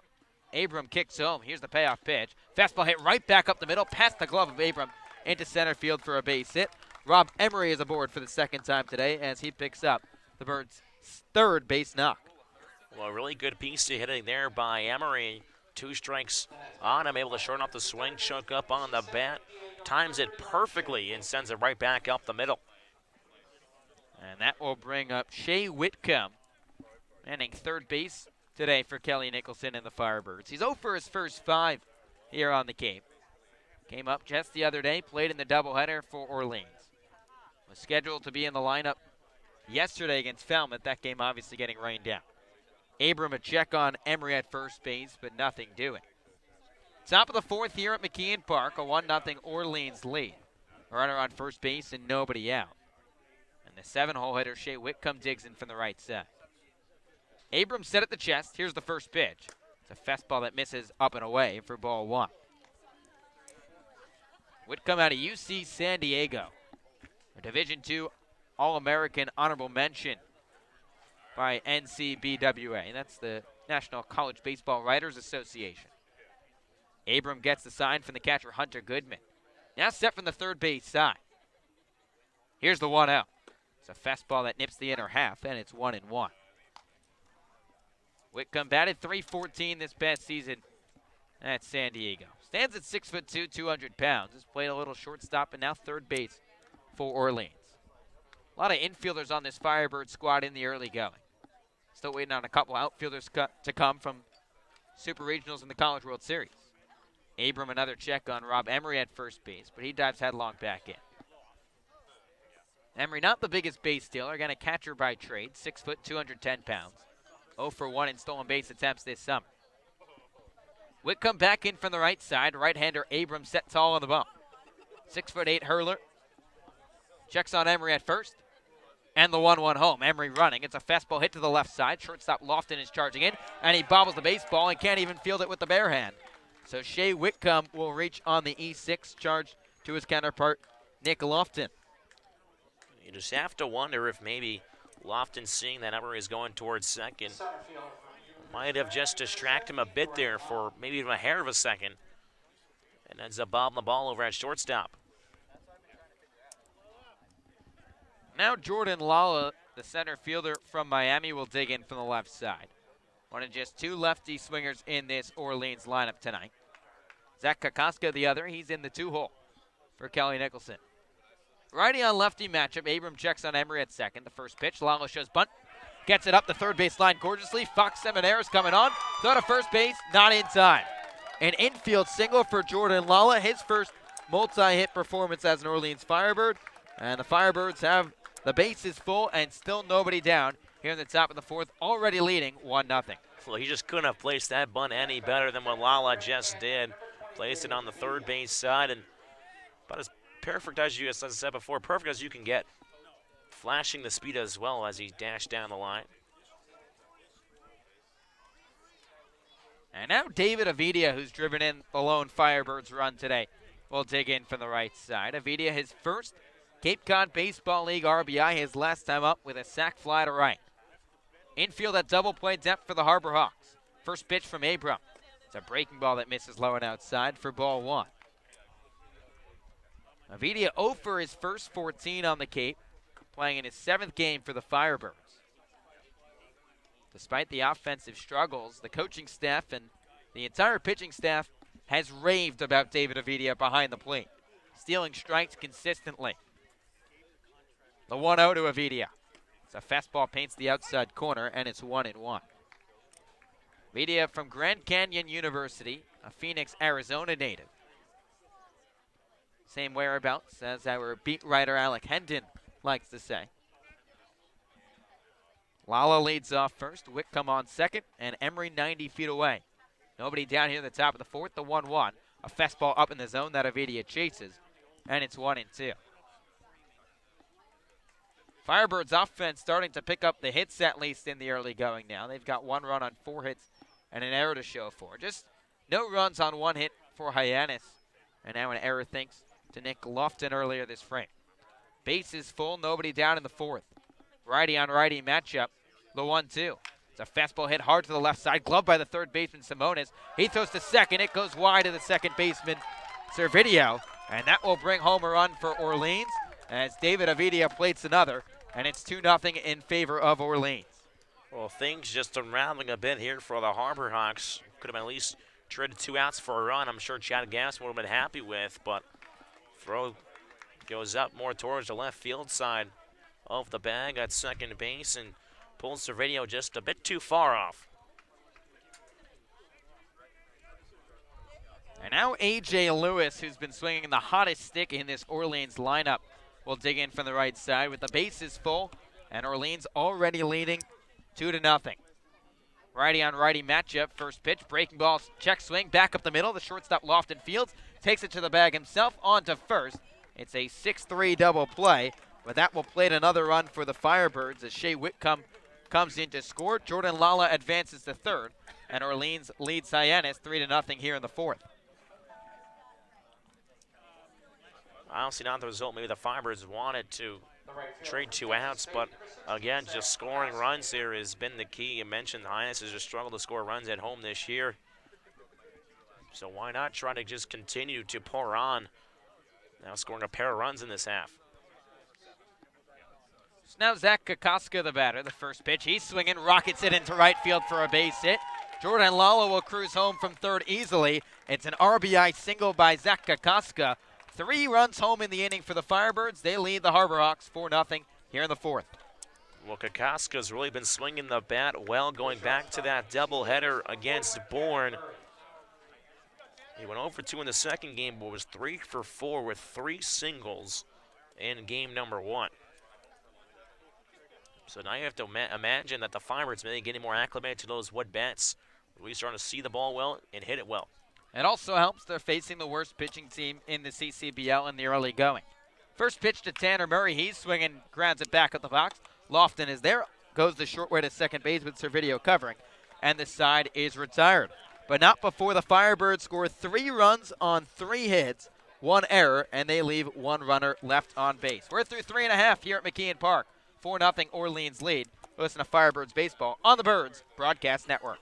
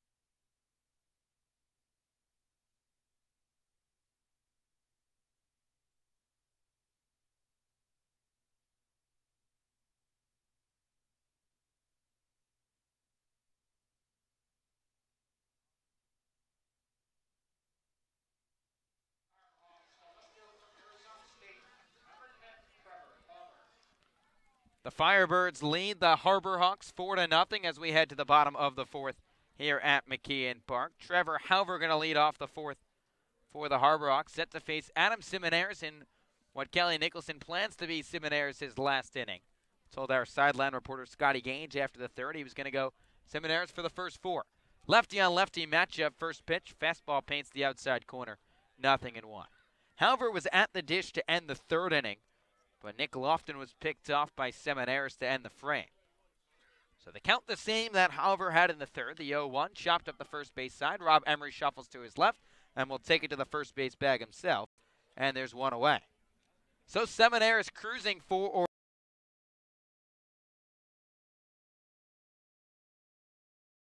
He's now tossed 23 and 2/3 innings of scoreless baseball. And Hunter Goodman will be the batter now, the cleanup man for Hyannis. Started the game in right field, now behind the dish for the Harbor Hawks. 0 for 1 tonight. Here's the first pitch from Seminaris. It's a fastball skied behind the dish. Avidia tosses the mask. He's going towards the backstop, makes the two-handed snag and foul ground, and there's quickly 2 away. So Seminaris cruising for Orleans through the first 3 2/3, and now the batter will be Brooks Carlson, the first baseman. He reached on an error his last time up. Lone error charge to Orleans. Firebirds leading the Harbor Hawks 4-0 with a quick 2 outs here in the home half of the fourth. Seminaris jumps on the mound, claps the feet together, and now he's set from the third base side. Working out of the winds-up, here's the first pitch. It's a fastball rocketed the other way but out of play for strike 1. The Firebirds cashed in for 3 runs in the top half of this inning. After loading the bases, David Avidia brought one home with a fielder's choice. The 0-1 home. It's a fastball that misses upstairs, and it's 1-1. Avidia, fielder's choice, his second RBI of the day. A.J. Lewis brought home a run with a double play. And then Zach Kokoska lined an RBI single into right field. Seminaris shifting the shoulders, now gets the sign. The 1-1 home. It's a breaker that misses low, and it's 2 balls and 1 strike. Orleans 4, Hyannis 0 with 2 down here in the home half of the fourth. Carlson, the first baseman, back in from the right side, and what might be Seminaris' last batter of the night. 2-1 pitch. Fastball fouled back to the screen, and it's 2-2. And for Seminaris so far this evening, he's been efficient like he was on opening night. 52 pitches through the first 3 2/3. Has only surrendered 1 hit, no walks, and 2 Ks. That's pretty good. He continues to be the ace for Kelly Nicholson. Shakes off the sign from Avidia, the 2-2. Fastball hit right back up the middle, off the right leg of Seminaris, and this rolls into no man's land down the right field line. Kokoska barehands it, and now Seminaris on the ground. That one looked like it hurt. Yeah, that's definitely a pitcher's worst nightmare, something like that can happen, a comebacker right back at you. Hope Seminaris is okay. And you hate to see that considering the way he was pitching, and Kelly Nicholson said this was going to be it. That was going to be 4 innings for him before going to the bullpen, and what might have been the last batter he faced if he got the out would have done it. And Seminaris now was on his back, has his back off the turf, and Callie Hannon, the Firebirds athletic trainer, taking a look at Seminaris with Kelly Nicholson out there, but you just never want to see that for any kid out on the mound. Especially the way that he's been pitching so far on this Cape. That's the last guy you really want to see go down with something like that. Very humble and quiet kid for Orleans in the early going. Has been the ace in the hole for Kelly Nicholson. He rises to his feet. To a big round of applause. He'll pick up his hat in his glove and start to walk off the field with Callie Hannon under his own power. It's good to see Seminaris, a little bit of a ginger walk towards the first base dugout, but he's on his own feet, and the Firebirds will call to the bullpen here at McKeon Park. Orleans 4, Hyannis 0 with 2 down here in the fourth. We'll have to do a short break. Listen to Firebirds baseball on the Birds Broadcast Network.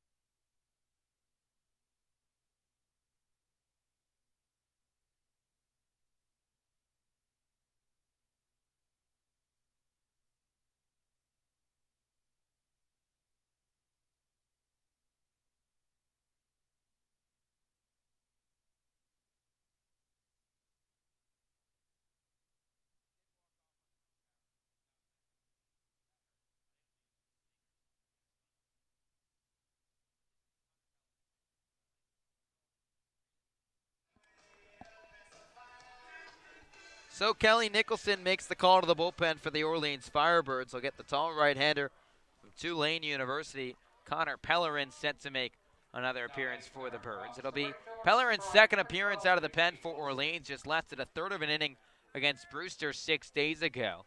So Pellerin will be called on to get the Firebirds out of this jam, with Orleans leading Hyannis 4-0 with a runner on first base and 2 down here in the fourth. And the batter will be Rigsby Mosley, the right fielder, set for his first debut of the ball game. First pitch home, he squares one to the left side, but foul. 0-1. Mosley came in as a defensive change in the top of the third inning. Came in Justin Mitchell's spot in the 6th hole. Mitchell finished the day 0 for 1. Mosley entered to play right. Hunter Goodman shifted from right field to catcher. Brooks Carlson aboard at first base with 2 down after rocketing a single off the leg of Adam Simoneris. The 0-1 home, it's a fastball blown right past Mosley, and it's 0-2. For Pellerin this past season at Tulane, 21 appearances, 2 starts, 2-3 record with an 8.44 ERA. But a 6'3" frame, 210 pounds, can rev it up there, a former All-State tight end on the football field. 0-2, fastball crushed out to center field. Jordan Lala on the run, his back is at the track, and makes the catch for the final out of the inning. So Pellerin gets the quick out on just 3 pitches, as Hyannis scores no runs on 1 hit, no errors, and they leave 1 runner left on base. We'll head to the top of the 5th here at McKeon Park, 4-0 Orleans lead. Listen to Firebirds Baseball on the Birds Broadcast Network.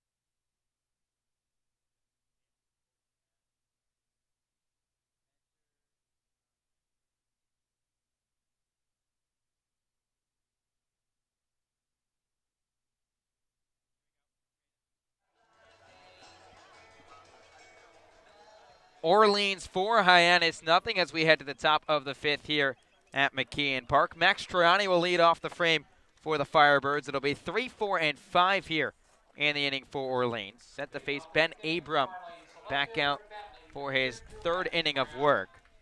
Triani 1 for 2 today, singled in the 3rd, struck out swinging in the 1st, but reached on a drop 3rd strike. 6'8" right-hander Ben Abram standing tall on the mound. Triani in from the right side. Here's the first pitch home. It's a curveball that misses low for ball 1. Firebirds a 4-0 lead over the Harbor Hawks to start the top of the 5th inning. Triani manning left field tonight for Kelly Nicholson out of Bentley College. Here's the 1-0. It's a fastball smoked into left. Left fielder Halver ranging towards his left. He makes the grab for the first out of the inning. Triani hit that right on the screws, but just about 3 steps away for Halver, positioned perfectly out in left center field. And now Josh Zamora will be the batter for Orleans. Second baseman from Nevada's 0 for 2 tonight with a pair of flyouts. Just another one of those balls that Firebirds hitter has hit, but right at the fielder. So a righty-on-righty matchup once again. The first pitch to Zamora, fastball skied deep down the left field line. Halver charging in near the Hyannis bullpen. He's got room and makes the catch. A busy inning for Trevor Halver as he races to his left, now to his right to record the second out of the frame. Well, Hyannis is almost like a couple of Major League ballparks here where they have the bullpen in play, so Halver having to come over the hill and then end up coming back down the hill. Can always throw you off for a curveball there, but Halver making it look easy down there in left field. So we'll try and extend this inning for Orleans. He's been aboard twice today. Firebirds already sporting a 4-run cushion over Hyannis here in the top of the 5th. First pitch to Emery. It's a breaker that misses low for ball 1. Rob walked in the second inning, came around to score Orleans his first run of the ball game, then started the rally in the 4th as well with a leadoff single. That sparked a 3-run frame for Orleans back an inning ago. The 1-0. Changeup misses low, and it's 2 balls and no strikes. Emery entering tonight was just 1 for his last 10, and boy, did he enjoy that single his last time up to break out a little bit of a funk. 2-0 from Abram home. It's a fastball that paints the outside corner, and it's 2-1.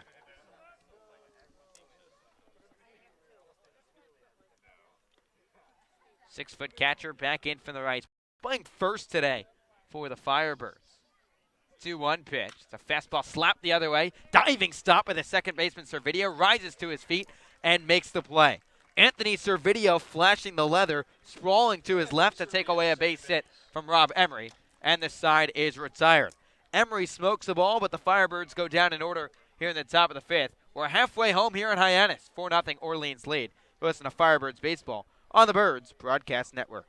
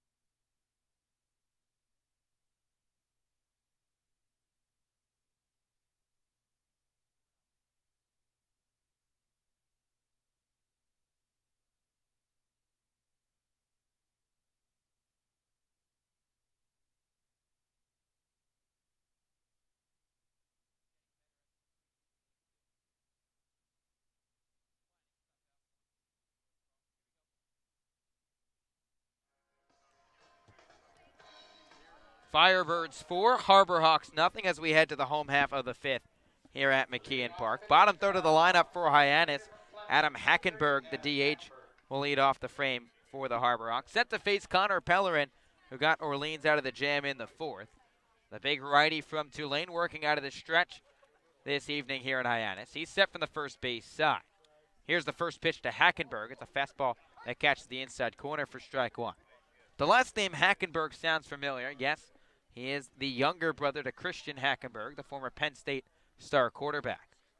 Pellerin, a big leg kick. The 0-1 fouled back to the screen, and it's 0-2. Adam Hackenberg taking his talents on the baseball diamond, but 0 for 1 today. Struck out swinging his first time up. 6'1", 230-pound DH from Clemson University. 0-2 breaker from Pellerin, whiffed at strike 3. A nasty hook from Connor Pellerin fans Hackenberg, and there's one away. That was a really good curveball there by Pellerin. Started almost down the middle, maybe a little inside that, and then it finishes out on the outside corner at the knees. Nothing Hackenberg could do there. Filthy stuff from Pellerin. It's now Bryce Teodosio, Hackenberg's Clemson teammate and Harbor Hawk teammate, will dig in from the right side. First pitch from Pellerin, a fastball that misses just upstairs for ball 1.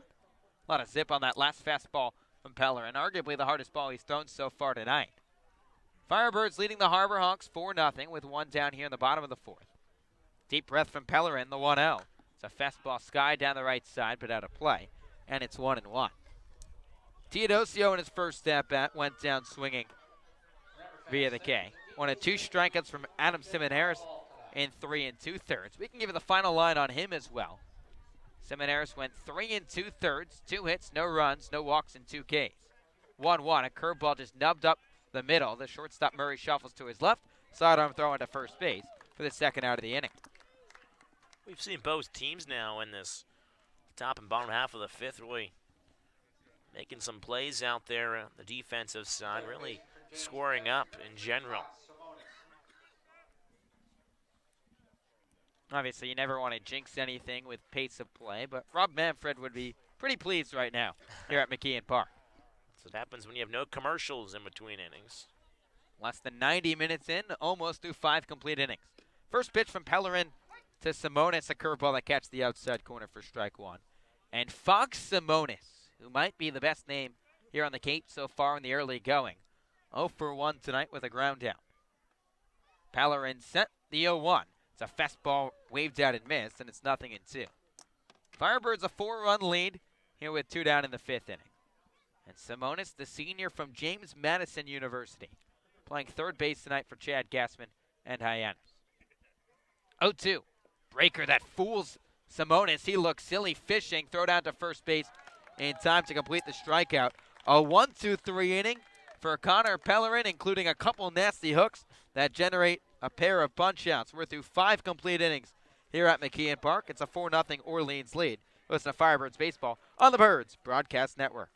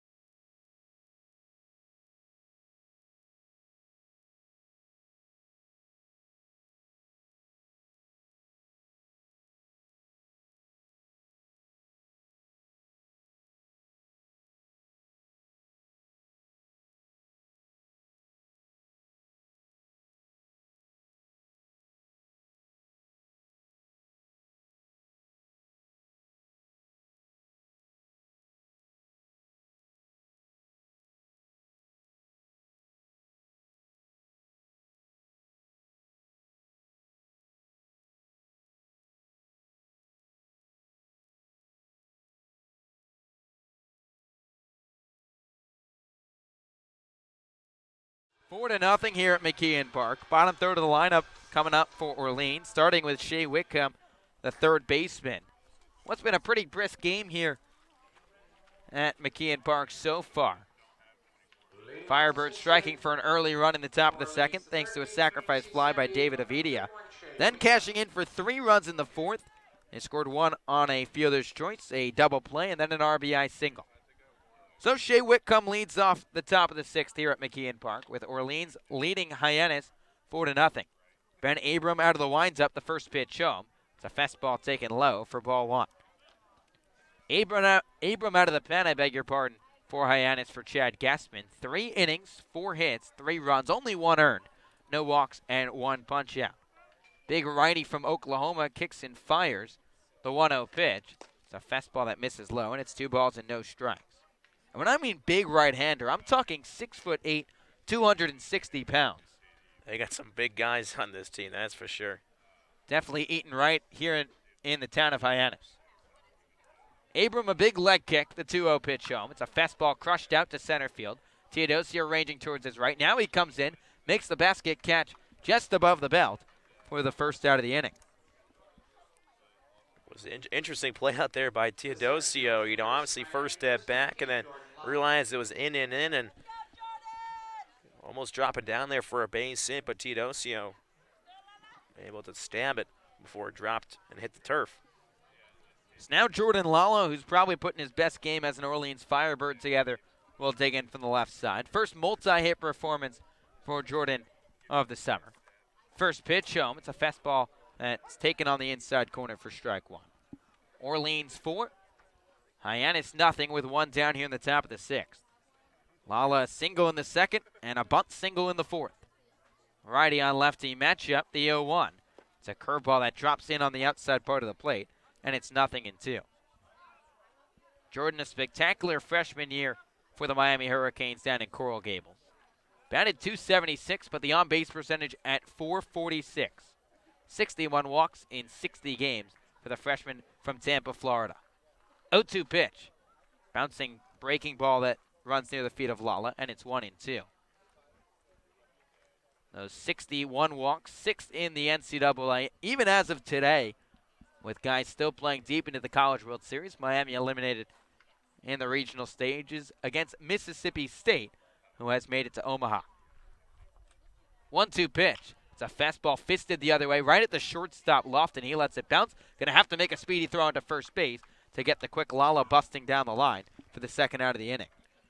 Well, I thought it was an interesting choice by the shortstop Lofton to play it on a hop because it was in on the hands, and the pitch just one hopping over to Lofton at shortstop, and with Lala's speed, he could have beaten that one out, and luckily Lofton has a strong arm over there in the hole and able to nab him. So David Avidia, who's driven in a pair of runs today, will dig in from the right side. First pitch home. It's a fastball nubbed up the third base side, but foul for strike one. Orleans sporting a 4-run lead over Hyannis here with 2 outs in the top of the 6th inning. Avidia sac fly to deep right field in the second. Grounded and reached on a fielder's choice and brought home a run in the 4th. Righty on righty matchup, the 0-1 from Abram. It's a curveball that fools Avidia, just a half-hearted swing, and nubs it off the end of the bat, and it's quickly 0-2. David now 0 for his first 15 here on Cape Cod, but does have 2 RBIs. Just batted a .198 for Grand Canyon this past year, but an on-base percentage of .330. Tells you how patient of a hitter Avidia is at the dish. Sporting no batting gloves from the right side with his black and tan bat. The 0-2. It's a fastball that's just off the end of the bat and rolling near the Orleans dugout, and we'll do it again. Here's a kid that has hit at different stages of baseball. Set the Alhambra High School record out in Phoenix with a .534 average. And was a max prep small school All-American, batting .488 his senior year. 0-2 breaker bounces low, and it's 1-2. And Alex Hendon's giving me the thumbs up about Alhambra. What he doesn't know is the street I live on in Coral Gables is South Alhambra. He's giving me too much credit, man. 2 down here in the 6th, 4-0 Orleans lead. 1-2 to Avidia. The fastball misses low in the dirt, and it's 2-2. Bat hasn't translated to the college level just yet. Just batted a .53 with the Matsu Miners in the Alaska Baseball League. That's got to be fun to go to. Played in Alaska, then come to Cape Cod the following summer. 2-2 pitch. Fastball taken up and away above the letters, and it's 3-2. Get some nice scenic views up there in Alaska. I think the sun might set by now, though, already at 7:30. I mean, it's probably dark up there, but never been to Alaska, so I wouldn't know. I have not either. Been to about 29 states, Alaska not one of them. Payoff pitch home. It's a fastball hit out to left field. Hover on the run, and this one will dink down. First base hit of the summer for David Avidia. He takes the long turnaround first base. Harvard gets it in quickly, but the Orleans faithful that have made the trip to Hyannis know the significance. Hit number 1 for Avidia in 2019. Had a big smile on his face as he turned around first base. You could tell. Been a lot of guys on the bench as well for Orleans as Cal Nicholson gives him nice applause. Over towards first base. He's done it all for the Firebirds today with a sac fly. Got an RBI on the fielder's choice back in the 4th, and now with a single here in the 6th. One of the better hitters for the Firebirds tonight. A.J. Lewis, the DH from Eastern Kentucky, digs in from the right side.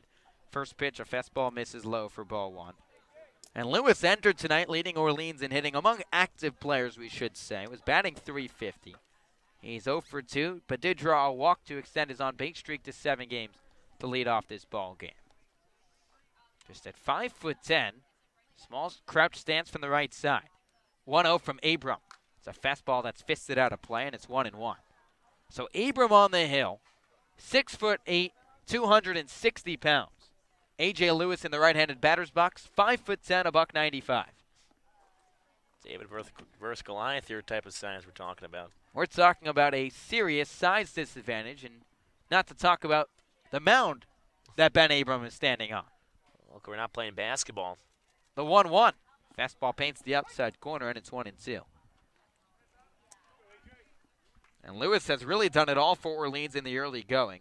Plays catcher at Eastern Kentucky most of the time, but has flashed the leather at second for the Firebirds. Has even played some right field for Orleans. got to catch one game of the doubleheader against Bourne this past weekend. Just said, I want to play anywhere I can. I'm a utility man and an athlete. 1-2, Breaker misses outside, and it's 2-2.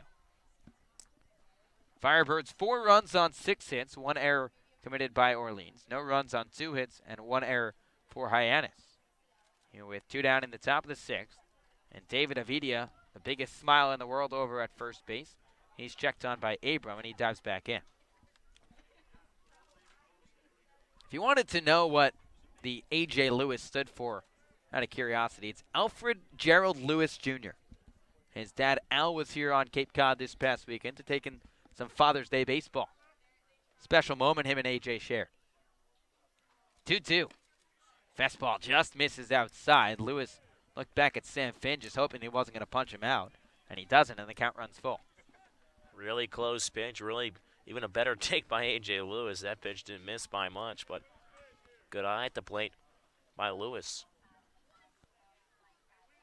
So Avidia will get a head start off first base. 3-2 the count to the Birds leadoff man with 2 outs here in the top of the 6th. Here's the payoff pitch. Breaker misses downstairs, ball 4. A.J. Lewis reaches for the second time tonight. That OBP continues to climb for the Birds leadoff man.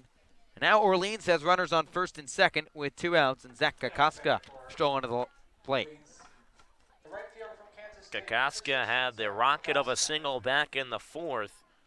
I'm sure Abrams not happy to see Kokoska step back in. Another RBI opportunity with a VT off of second base. So Kokoska batting in the 2-hole tonight for Kelly Nicholson and Orleans. An RBI single his last time up, like you mentioned, Thomas. Righty on lefty matchup. The first pitch, he's hacking and sends it back to the screen for strike 1. Kokoska in his earlier 2 at-bats before the singles, strikeout swinging and a quick ground down. He swung early and often in counts so far this summer, not afraid to swing early. Chokes up on the bat, already with a strike on him. He's got the red and black batting gloves, just like the red jersey he's sporting from the left side. Red jersey, white lettering and numbering across the chest for Kokoska, with the black undershirt peeking out of the sleeves. Abrams set at the chest, 0-1. It's a curveball that Kokoska just lunges at and sends it towards the Orleans dugout on the first base side, and it's 0-2. Lewis on first, Avidia on second. 2 outs here in the top of the 6th, with the Firebirds leading Hyannis 4-0. Orleans has fared well this summer so far against West Division teams. 2-1-1 against the West Division, just 1-2 against the East. 6'8" hurler set at the chest. Checks on Avidia at second, the 1-2. It's a fastball that runs up and in. Kokoska was a little tight on that heater, and it's 1-2.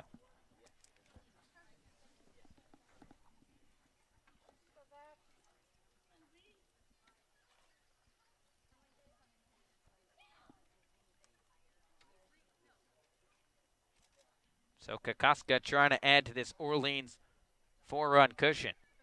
The 1-2 pitch. It's a fastball that runs low. Gorgeous block by the catcher, Hunter Goodman. Just dropped down like a goalie and dead in the baseball. And the count's even at 2-2. Yeah, since he has entered this game, has been almost like a brick wall back there, especially with a fastball blocked down. Absorb the contact of the ball and just keep it anywhere within a foot or 2.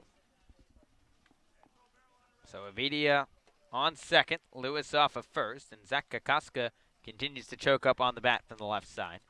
2-2 from Abram. It's a curveball that almost had Kokoska fishing, but he takes it off the right foot. So Kokoska started to break early on the curveball, pulled it back, and takes a breaker off the front foot. And the last 3 Firebirds have reached, all with 2 outs.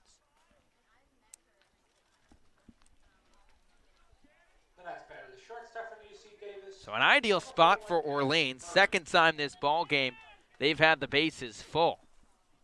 Firebirds had the bases loaded back in the 4th. Ended up cashing in on 3 runs. They've got the bases juiced here with 2 outs in the top of the 6th and a 4-0 Orleans lead. And Tanner Murray, the batter, he's 0 for 3 tonight. Murray in the 3 spot for Kelly Nicholson this evening. Righty on righty matchup, first pitch. It's a curveball that misses outside for ball 1. Murray out of UC Davis. All Big West Coast first team honoree this past season. led the Aggies in 10 different offensive categories.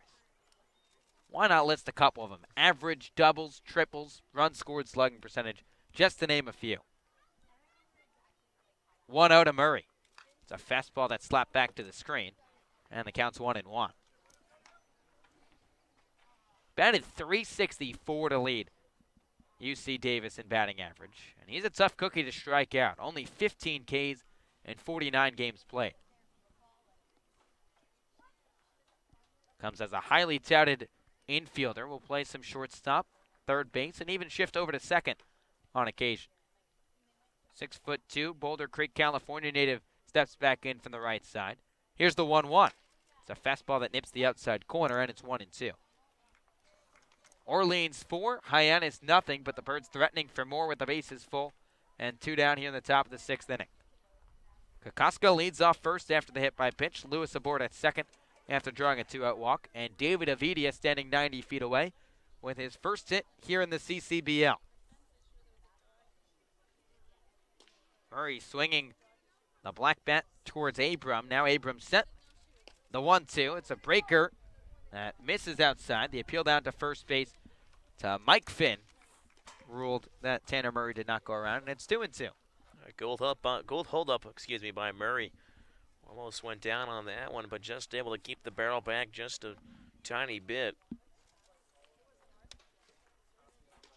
We will be checking in with our sideline reporter Scotty Gange at the end of this half inning here in the 6th. Bases full with 2 down, the 2-2. It's a fastball cut on and missed, strike 3.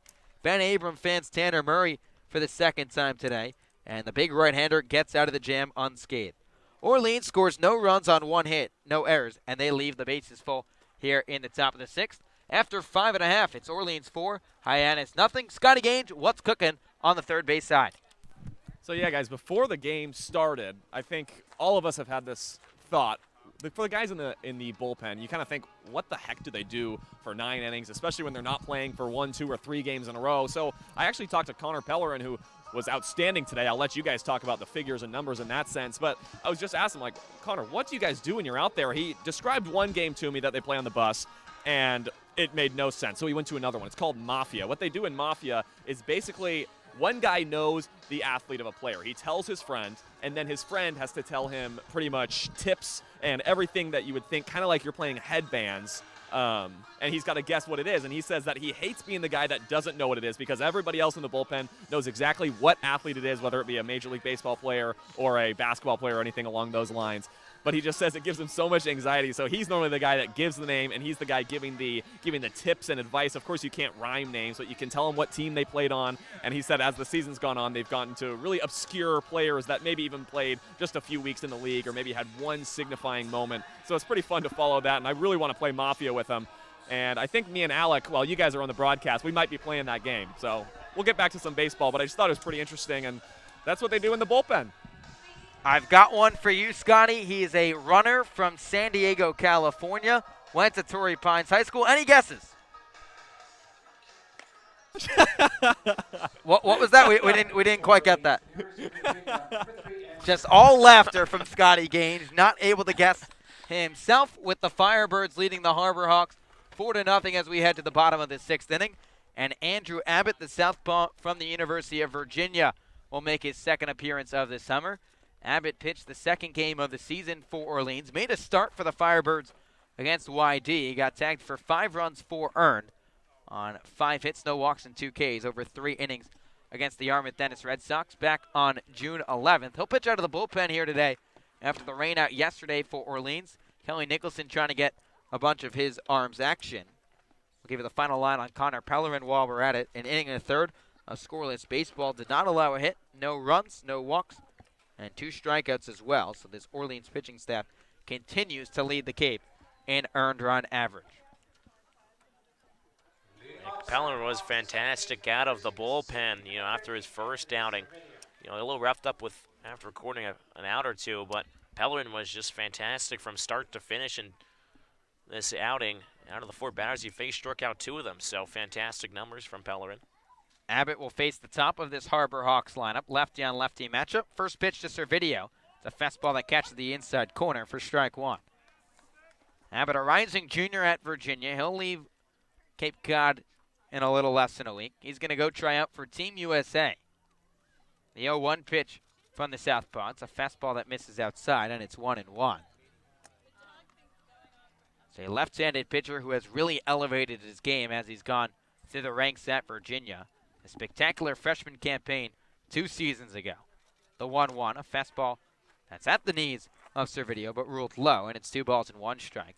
Freshman All-American a year ago, 3.18 ERA, 6 saves as the closer for the Cavaliers, as just a true freshman.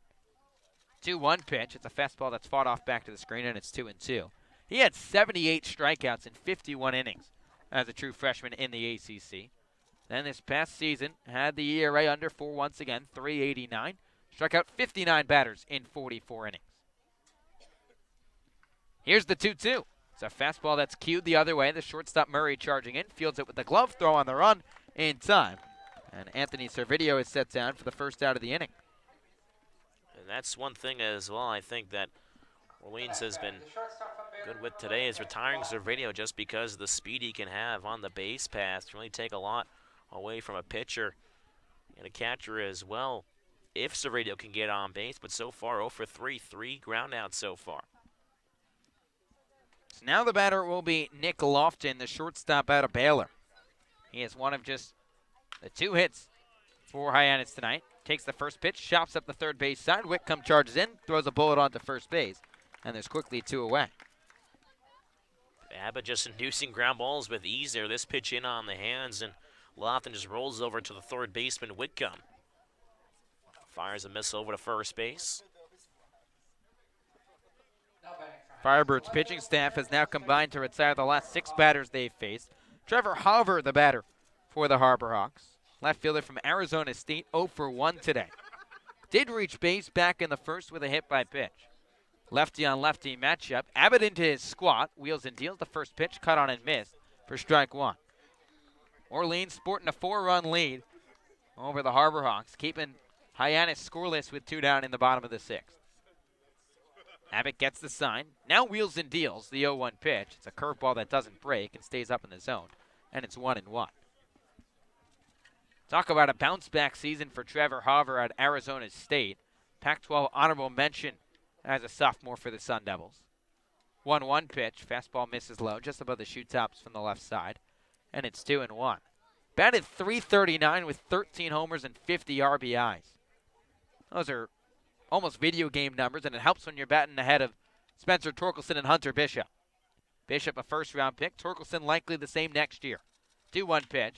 Fastball skied out to shallow left field. Shortstop Murray's going out. He calls for the ball, makes the 2-handed catch.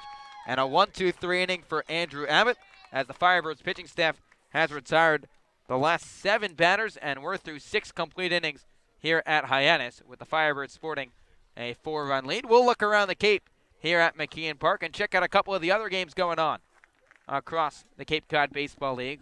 Wareham beating up on Katuitt 6-0 at Lowell Park. Brewster continues their hot ways. They are leading the East Division with 10 points at the moment. They lead Harwich early 3-1 at White House Field. The Yarmouth Dennis Red Sox with a 1-0 early lead over the Chatham Anglers at Veterans Field in the top of the 3rd. Between a meeting of 2 teams Orleans doesn't like too much. And here at McKeon Park, Orleans and Hyannis, it's a 4-0 Firebirds lead through 6 innings with Falmouth and Bourne rained out. We'll head to a short break. Listen to Firebirds Baseball on the Birds Broadcast Network.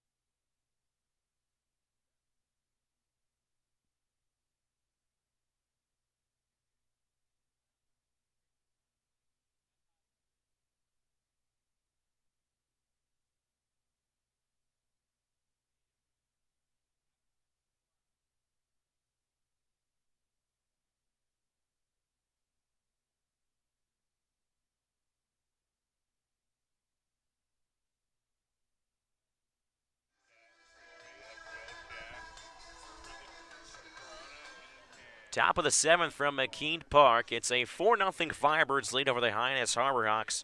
New pitcher on the mound for the Harbor Hawks. Another one of the Cavaliers out of Virginia. It's Kyle Witten. Righty 6'3", 185 from Manassas, Virginia, making his 3rd appearance. Struggled so far, 2 2/3 innings on the Cape, 8 hits, 7 runs, 7 earned, 4 walks, and just 3 strikeouts. They also faced Triani, Zamora, and Emery for the Firebirds. Look to tack on a few more runs for Insurance. As Triani digs in from the right side to face the right-hander in Witten. Witten from the windup, rocks and fires as first pitch Triani sees he pops it up down the right side, and it's going to find the seats just beyond the Orleans dugout. As the first baseman Erickson gave it a look down there, but ran out of room. We're talking about the 3rd different Virginia pitcher used tonight between the two sides. You got to think Brian O'Connor's in the ballpark or something. Something fishy's got to be up. Something's happening out here. As Wynn takes over from Abram. Abram, 4 innings, 5 hits, 3 runs, only 1 earned, 1 walk, and 2 strikeouts. As Triani grounds one sharply right up the middle past the diving shortstop in Lofton in center field for a base hit, and Max Triani continues to rake at the plate. Now 2 for 4 on the evening, with 2 of his last 3 ABs resulting in a single. And this kid continues to hit. Nothing phases him. Doesn't try and do too much. Just hits the ball back up the box.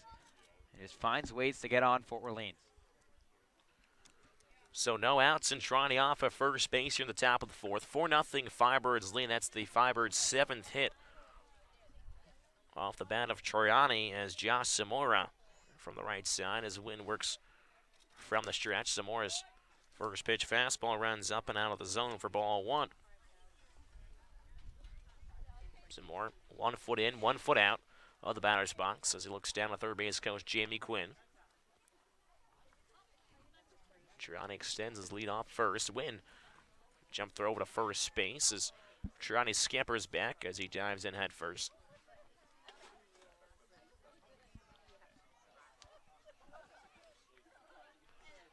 Quiet night for Zamora so far, just a couple flyouts and a line out. As the 1-0 pitch bounces in as the catcher Goodman scoops it up. Looks back, Triani over at first base. 2 balls, no strike the count on Zamora.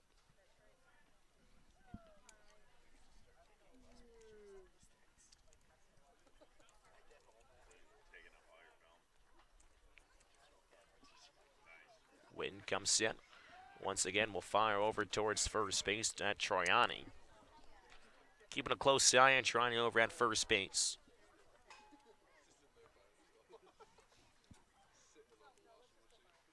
At 17 stolen bases back at Bentley this year. Mentioned earlier, has a pair already. Witten comes set, kicks and deals the 2-0 pitch hit on the ground towards the third baseman. Simonis throws on a second, across over to first base in time. A 5-4-3 double play served up by Witten. And they're quickly 2 outs here in the top of the 7th. Yeah, that's exactly what the doctor ordered if you're Hyannis, because Orleans has really controlled this ball game. It's between the early offense and now the pitching dominance. Orleans is showing why they're starting to be a force to reckon with, especially on the mound, already leading the Cape in ERA coming into the ball game. They haven't allowed a run tonight, only 2 hits. A couple more runs for Orleans should probably wrap this up. So 2 down in the inning here on the top of the 7th. Rob Emery, the first baseman, first pitch curveball at the belt for strike 1. Emery so far 1 for 2. Walk and scored in the 2nd, single and scored back in the 4th, and grounded out in the 5th.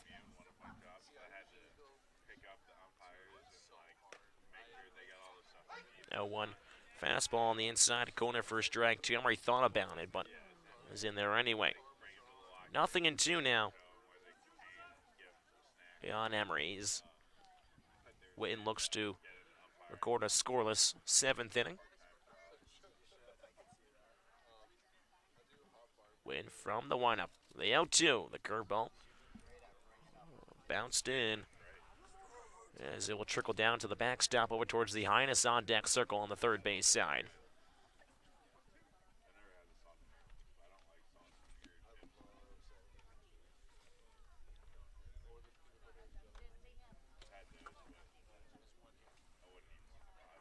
Win. Once more, the 1-2. This one's fouled off the catcher, Goodman, as it will make its way up the first baseline. Witten walks over, scoops it up, throws it back to the home plate umpire, Sam Finn.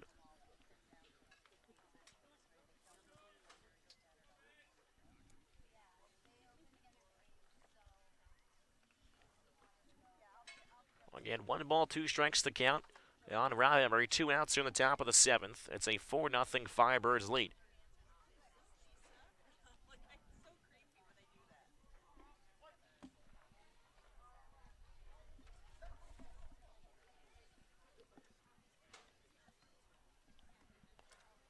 Wooden nods. Gets the sign. The 1-2. Curveball just a little bit too up there. As a catcher, Goodman trying to bring it just a little bit back down as it missed above the letters. 2 balls and 2 strikes to count. As a 2-2 to Emery is skying up in the air down the right field line. Mosley ranging over to his left, tracks it down just in front of the foul line for out number 3.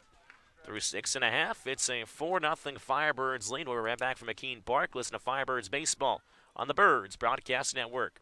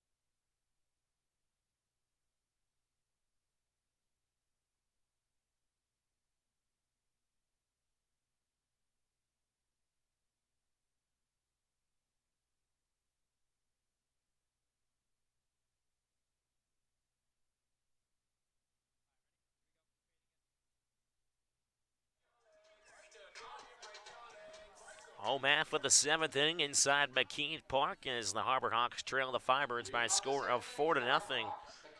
It's been an offensive struggle for the Harbor Hawks today, just able to get put together 2 hits.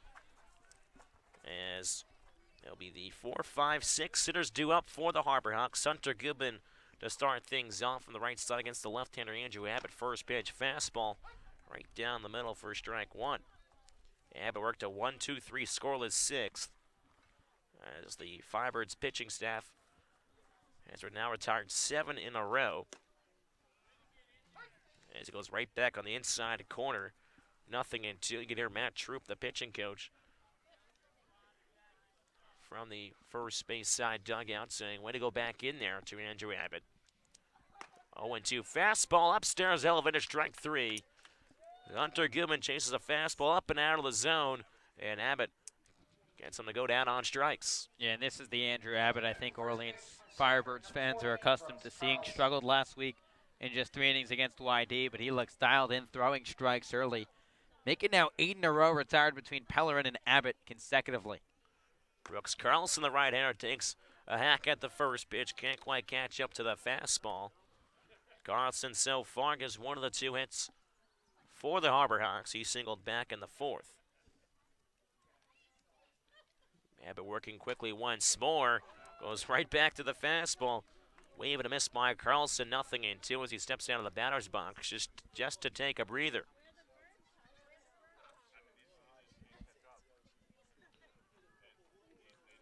Andrew Abbott from the windup. The 0-2, foul tip the minute of VTS, strike 3 call. Carlson goes down swinging back-to-back punch-outs. That's how Abbott starts out the 7th inning. And that is, you're exactly right, Josh. That's the Andrew Abbott that Firebirds fans are accustomed to seeing. Strikes out Goodman and Carlson on just 3 pitches each. That's one way to be efficient. As it's Justin Mitchell, the Rigsby Mosley. First pitch cut on and missed for strike 1. Mosley took over Mitchell. Mosley so far flew out in the 4th. As Abbott works quickly once more. As the 0-1 pitch just popped up and out of play. 0-2 as Abbott tries to go to strike out the side on just 9 pitches. If he can get Mosley here. It would be an immaculate inning for Abbott. 8 pitches, 8 strikes, looking for the 9th. Abbott from the windup. The 0-2 pitch. Fastball misses up as it hits off the mid of Avitia and trickles to the backstop. So maybe I think he knew it. He took a deep breath right there. I think he knew exactly what was at stake, and I wouldn't be surprised if he fans him right here. maybe 10 pitches is just good enough. The 1-2 from Abbott. That's a strike 3 swing and a miss. Pitch well levied up in the zone as Avitia throws down. Tamry at first base. And Andrew Abbott, how about have a day, kid? Strikes out the side in the 7th on 10 pitches, not 9. But that's still pretty darn good. So after 7, it's the Firebirds 4 and the Harbor Hawks nothing. Listen to Firebirds Baseball on the Birds Broadcast Network.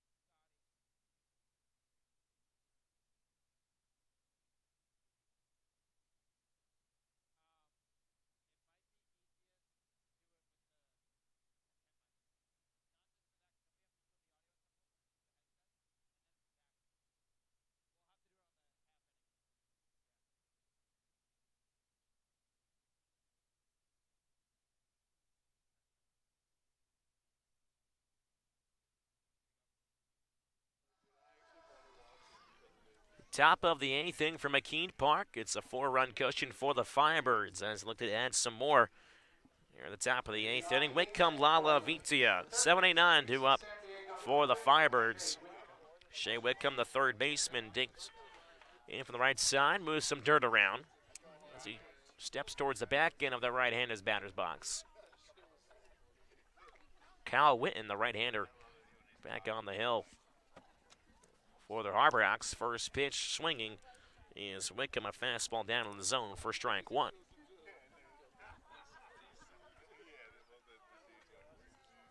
Whitcomb so far reached an error and scored back in the 4th. He also has a line out and a fly out added to his name. As the 0-1 pitch to Whitcomb catches the bottom part of the zone, 0-2 on the third baseman from California to San Diego.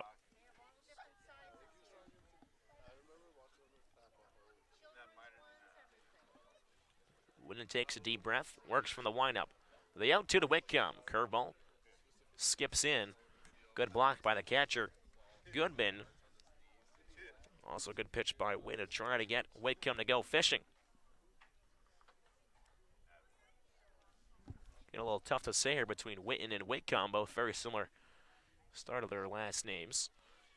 As Witten fires the 1-2, as that one's a small short ground ball out towards the shortstop. Lofton comes charging in, throws across the diamond to retire Whitcomb for the first out.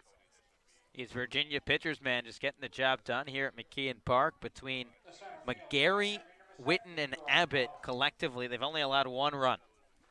That's pretty good.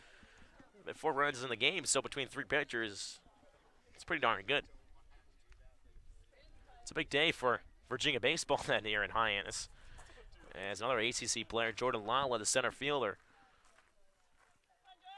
do work from the left side. First pitch comes up and inside as he backs off and turns the shoulder. There are so many good moments from this game, just from an individual standpoint for Orleans. You look at Jordan Lala, a guy who was struggling. He's got 2 hits. David Avidia, his first hit of the summer.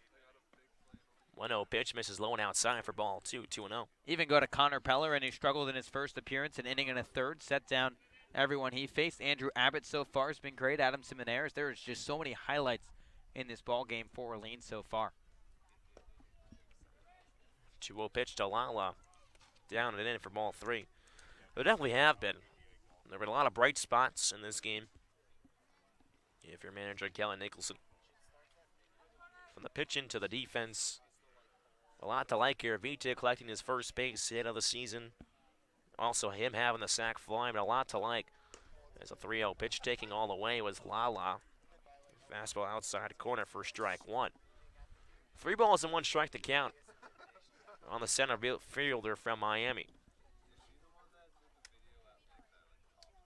As the bat on his shoulder now extends it off. There's a 3-1 pitch for Witten, a curveball. Good looking one there.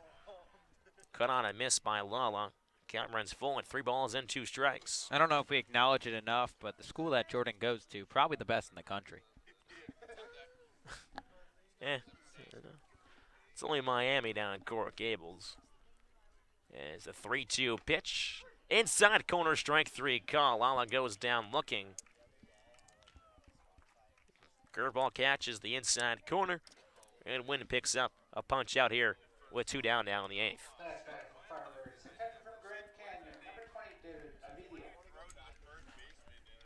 David Avitia, the 9-hole hitter, playing catcher today. Collected his first base hit of the season back in the 6th. First pitch curveball at the belt for strike 1, as we can hear the horn coming down from the boats. The harbor again, just a hop, skip, and a jump away from McKean Park. You can't see it from here, but it's down there. As the 0-1 pitch misses down and in for ball 1. 1 ball and 1 strike. Thomas, obviously that's a very common phrase, but I would love to see someone do a hop, skip, and a jump and get to an actual destination. I mean, it's doable here. Some of the guys from Hyannis at 6'8", 6'9" almost. Yeah, that's fair. Ben Abram at 6'8", he could probably take a shuffle and he'd get there. Maybe Hyannis Antetokounmpo. I mean, he's ginormous. His steps are. As the count's 2 balls and 1 strike on Avitia, the catcher. 2-1 pitch, curveball. Outside corner once again, 2-2 the count. Again, top of the 8th inning from McKean Park. It's a 4-0 Firebirds lead. 2 down the inning, nobody on. 2-2 is the count. Well, the pitch. Curveball misses upstairs. Count runs full. Vita takes a deep breath. Stepped out for a second now. Steps right back in, waves the bat towards Witten. The 3-2 pitch. Curveball misses upstairs. Ball 4. So Vita reaches base here in the 8th, and the Firebirds have some life. We'll have to run it near the official committee, but David Avidia probably the early favorite to be Birds baller of the game. Every plate appearance he has had today has been productive. A sac fly in the 2nd, an RBI in the 4th, his first hit of the summer in the 6th, and now a walk to extend yet another inning. This is probably the best game you will ever see from a 9-hole hitter, without a doubt.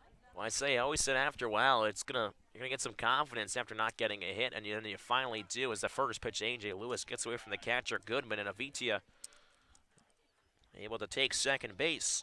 Did I mention the guy just advanced the 2nd on a wild pitch? This guy does it all. I want to hear who's on this committee for executive committee for Bird Ball of the game. So it is a 1-person committee, and that man is Scotty Person. Gage. Yeah, there's the voice. We don't see him, but there's the voice. He hears us. He sees us and hears us. He's like Big Brother. Oh, jeez. As the 1-0 pitch to A.J. Lewis comes very far inside. Curveball. As he turns away. Count has 2 balls and no strikes. So if you look up and down this Orleans lineup today, shy of Tanner Murray and Josh Zamora, not to call them out or anything like that, the other 7 guys in this lineup have had a great day, and obviously the pitchers have been great. Orleans is playing just a clean game of baseball, shy of 1 miscue, and their pitching has really just dominated. 2 balls, no strikes to count on Lewis. Wynn looks back towards second, looks back towards home. Gets another glance as he kicks and deals towards home. Fastball outside corner for strike one. 2-1 the count. Well, speaking of a bird's eye view, obviously here in Hyannis, they are the Harbor Hawks, and one of the reasons why they got their name, if you look towards the right field line foul pole, there's actually an osprey nest up there, and that's why it's called the Harbor Hawks, because from up there you can look down towards the harbor. 2-1 pitch upstairs, cut on a miss by Lewis. 2-2 the count now on the leadoff man playing DH. There's something about their old name that I just really like. The Hyannis Mets. Something about the Mets part. It just rings. Well, I wonder who's a Mets fan here. The man from Long Island.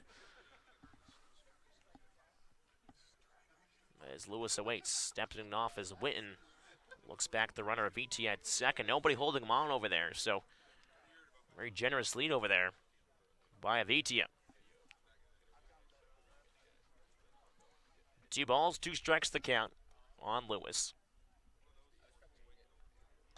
Comes set at the belt. And he deals. 2-2 curveball is spoiled off by Lewis, able to stay alive for another pitch.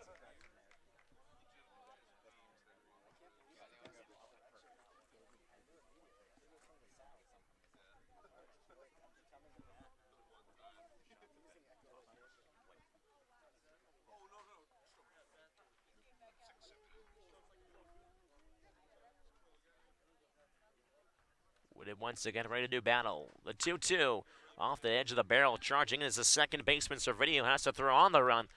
Able to retire Lewis for out number 3. So for the Firebirds, no runs, no hits, no errors, 1 left on base. For the Firebirds after 7.5, still 4-0 lead. But before we go, we'll take another look around the league, around Cape Cod. Josh, what are we looking at? Wareham beating Katuitt. That game gone final at Lowe Park in 2 hours 47 minutes. A 6-0 shutout victory for the Wareham Gatemen over the Katuitt Kettleers. So that game between the 2 first-place teams in the West Division. Wareham now atop the division outright with 11 points. Brewster a 3-1 lead against Brewster. Brewster a 3-1 lead over Harwich, at White House Field in the bottom of the 5th. And YD adding a run to their lead over Chatham. It's 2-0 at Veterans Field in the top of the 4th. So Wareham can now move to 5-2-1 on the season. Wareham Katuitt were tied for first in that division at the start of today. Wareham overtaking the Kettleers, and Chatham, after starting 4-1, maybe dropping to 4-4 on the season if that result holds in YD. So Abbott will be the man on the hill for the Firebirds again here in the bottom of the 8th inning.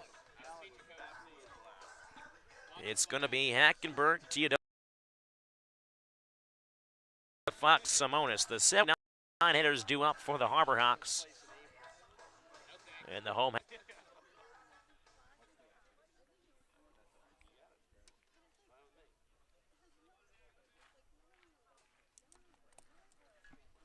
So Hackenberg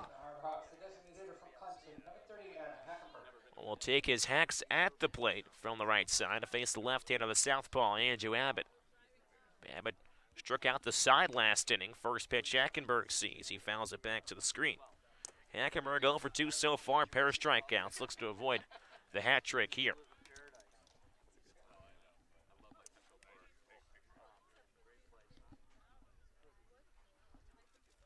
Oh, 1 from Abbott is weakly hit out towards shallow center field. Is going to drop in front of Lala for a base hit off the edge of the barrel. Good piece of hitting there by Hackenberg. And he's aboard for the first time this evening.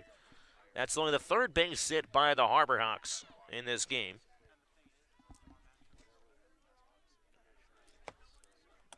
Pellerin did not allow a hit in inning a 3rd, and now the first hit off of Andrew Abbott here.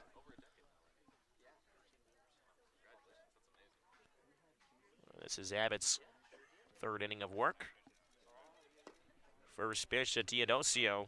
This is down the zone for ball 1. Again, bottom of the 8th inning from McKean Park. It's a 4-0 Firebirds lead. As Yackenberg leads off at first base. The 1-0 pitch to Teodosio runs off the plate for ball 2. 2-0 the count. On the center fielder from Clemson. Sophomore outfielder.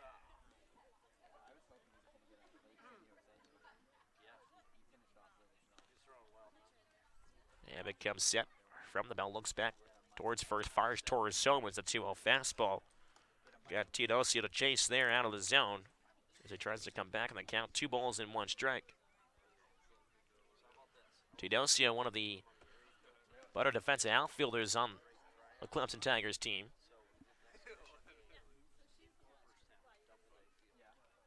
Just hit .215 this year for the Tigers, though. 2-1 pitch runs a bit too far inside there. Abbott falls behind the count, 3-1.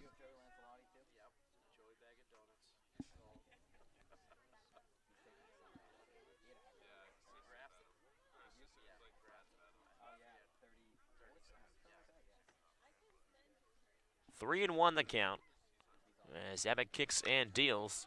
It's set up high, the out towards center field. Lala giving a chase at the warning track and makes the catch. That's a loud out number 1. As Teodosio got all 392 of that one. And flies it out to straightaway center. So Teodosio's the first down of this inning as Yackenberg had to retreat back to first base. It's now the third baseman, Fox Simonis, who kicks some dirt around the right-hander's batter's box. Simonis out of James Madison University. As Abbott checks over on Hackenberg at first base. Simonis now finishing his junior year as a freshman All-American by collegiate baseball. First pitch just misses down. Here's some of the Firebirds coaches down there. Get the oohs and ahs, and good pitch to Andrew Abbott. Abbott comes set once more. Kicks and fires. Spots in almost the same spot again, this time for a strike. 1 ball and 1 strike to count on Abbott. Abbott so far working on the line. 2 1/3 innings, 1 hit, 3 punch outs. That's right, bouncing right back to him, turns and spins over towards second. Banks here, mails in towards center field. Right around second, aim towards third. As Hackenberg slides in safely at third base. So I'll go down as an error. E1 on Abbott there. After he airmails it into center field. They try to turn the double play. Yeah, that was a tailor-made double play hit right back to Andrew Abbott. Just lollygagged the ball and sailed over the head of Tanner Murray. So, like you mentioned, fielder's choice E1 against Andrew Abbott. And this game's far from over. If somehow Hyannis gets a big swing right here, we've got a brand new ball game. There's a top the order coming back around 2. Anthony Servinio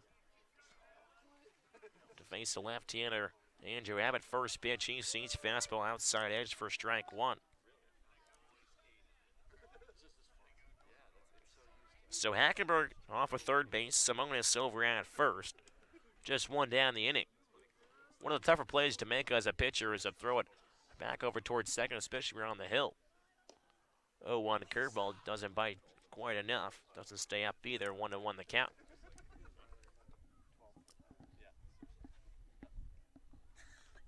Again, Firebirds lead 4-0 here in the bottom of the 8th inning. 4 runs, 7 hits, 2 errors for the Firebirds. No runs, 3 hits, 1 error for the Harbor Hawks. Big swing and a miss. My Servideo count is 1-2.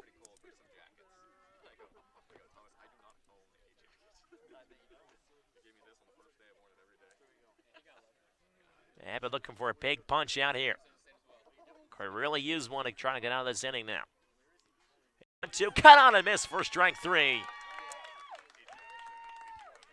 Abbott gets Servideo down swinging, and there now are 2 outs in the bottom of the 8th inning as runners still remain on the corners.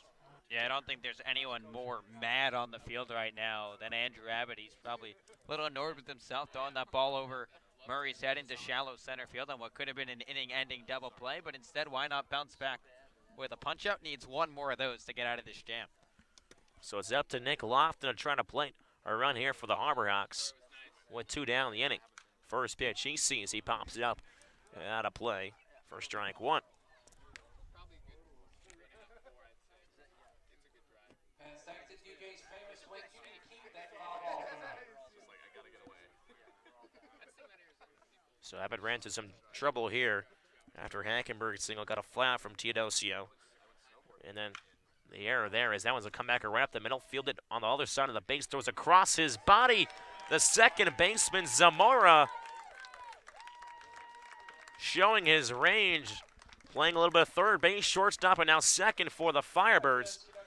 Making a terrific play over at second base. That's how the 8th inning will end. Firebirds still holding a 4-run cushion. They lead 4-0 after 8 innings. Before we let you go, I want to send it down to our star reporter, Scotty Gaines, with a special guest. Scotty, who are you with?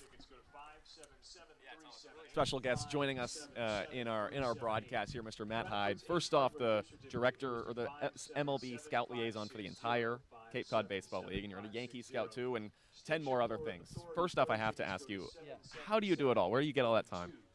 Oh, it's what we do. I mean, it's what we love, and it's our passion, and to be able to go to games and evaluate players is outstanding. So I left this part out, but you're the manager of 2 different Yankees scouts programs, and one of them, the Orleans Firebirds, are going to play in a couple weeks. Yeah, so we're going to bring a group of the best high school players in the Northeast to Fenway to play against Orleans. We've been doing this since 2014. We started at Eldridge Park, playing against Orleans there. And the first year we had a kid named Mike Nicorak, who was a first-round pick, throw against Orleans. And the next year we had Jason Groom, who was a first-round pick, throw against Orleans. So it's been a lot of fun. It's a great chance for us to see these high school kids against college players, against a different speed of the game. And it's been really a rewarding experience for us, both in evaluating and exposing them to a higher level of baseball. Yeah, that's neat. You call it a rewarding experience because from in my time in Orleans, I've heard how much it's rewarding for the guys on the Firebirds and how great of an experience it is for them and how they learn, getting to play in the big park. But it's interesting how you say for you and your guys, it's rewarding for them too. What would you say is the biggest thing they take out of that day? I think they learn about the speed of the game. They learn what that level of competition is like. Because you have to understand, most of these high school players, just like these guys in the Cape, the college guys, they've always been the best wherever they've been in their area. And, most of these college guys are probably the best out their school, the number 1 starter or the 3-hole hitter. And, when they're exposed to that environment where it's a different level, it's interesting to see how they react. Are they going to rise to the occasion?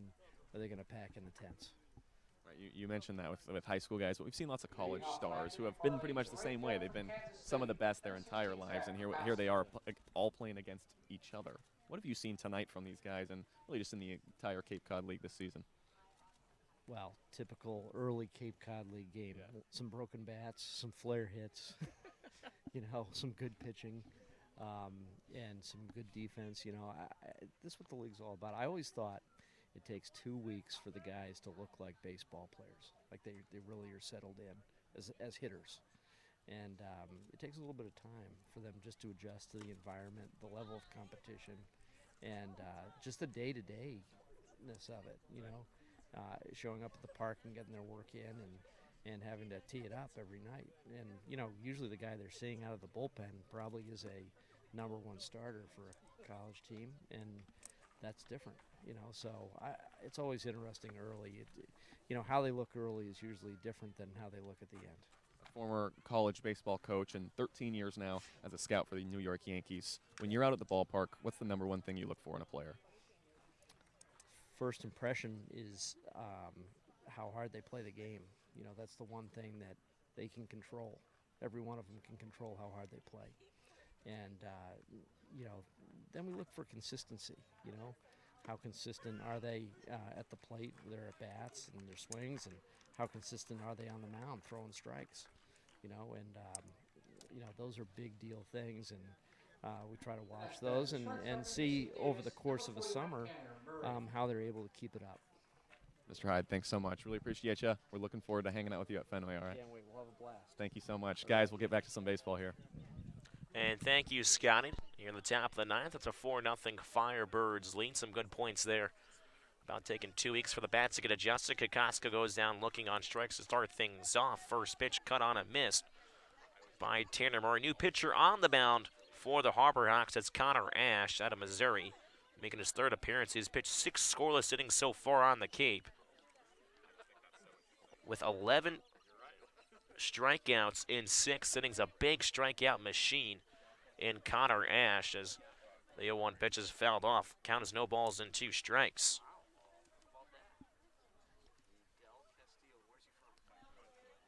Of course, every year each Cape League team makes a trip to Fenway to work out in front of scouts, and the Firebirds, lucky enough, last year was the first year they played at Fenway against the Yankees scout team, and year number 2 to do it again. As pitch bounces and does not go around to the first base umpire. Murray able to hold up on the curveball in the dirt. Count is 1-2. We'll be looking enough as well to broadcast that game in Fenway as the players look enough to play on Fenway. Not every day you get to play at Major League Ballpark, especially Fenway Park, one of the oldest stadiums in the country.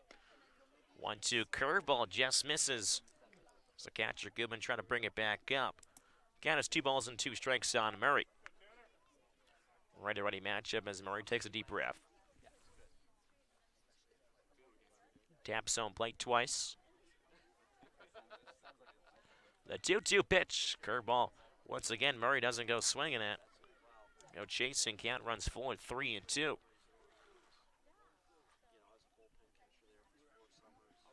Another thing different for the college players here. They're not used to playing every day. Playing 5, sometimes 6 times a week here on the Cape. Not just a weekend series anymore. The payoff pitch. And on the hands, just squibbed up the middle. Coming across is the shortstop, Lofton. He bobbles in and in safely over at first base is Murray.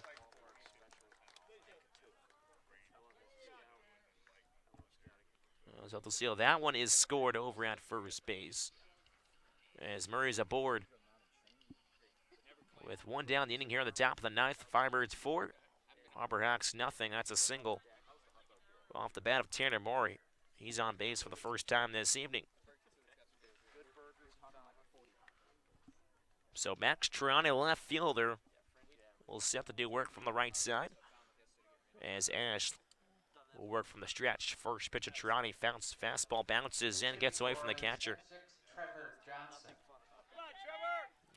Trevor Johnson to pitch inning.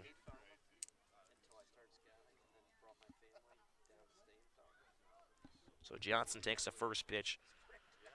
Fastball bounced into the dirt as Murray holds over at first base. 1-0 pitch to Johnson. Fastball all the way up in the zone. Misses high for ball 2.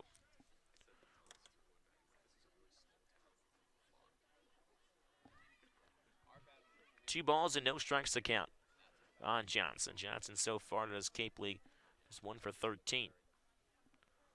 Looks for a pinch hit single here or something more. 2-0 Johnson, fastball elevated up in the zone, cut on a miss for strike 1.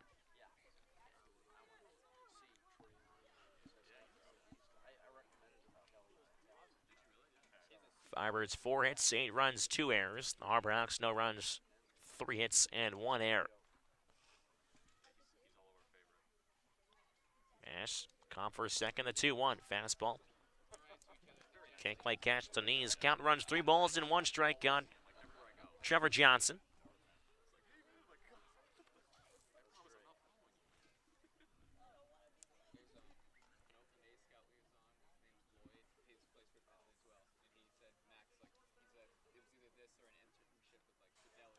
The 3-1 is cut on and missed for strike 2. Fastball once again, getting Johnson as he works the count once more. 3 balls and 2 strikes to count, 1 down the inning here in the top of the 9th.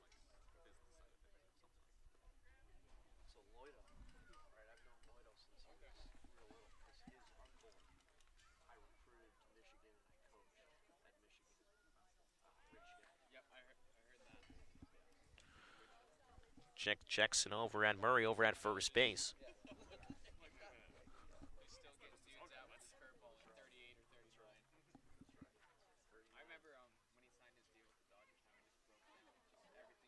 Three balls and 2 strikes to count on Johnson. The 3-2 to Johnson. Fouled back in the screen, and count remains 3-2.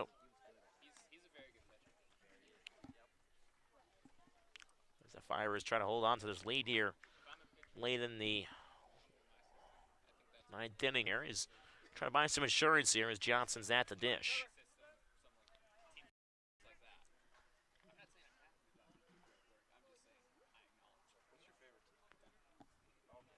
Ash comes at the belt. Now he'll check over at first base. Just getting back in as Murray over at first. Close play.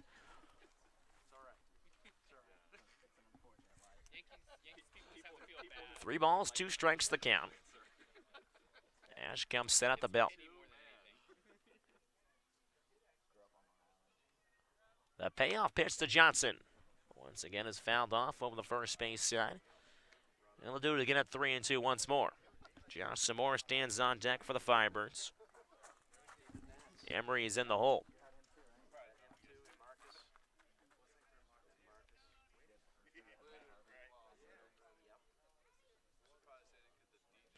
The 3-2 curveball misses up, and Johnson works a terrific walk here as the Firebirds have something brewing here in the top of the 9th to try to add a couple more runs to this 4-run lead. As now runners on first and second with just 1 out. And it's Josh Zamora. Made a nice defensive play in the bottom of the 8th inning. Now gets a chance here at the bat to try to drive in a run. Zamora so far he is hitless, 0 for 4. Can't change his fortunes here though. Ash looks in, throws a first pitch curveball for a strike at the knees. Shows you a lot of how much confidence Ash has in that pitch. 11 strikes, 8 balls so far for Ash.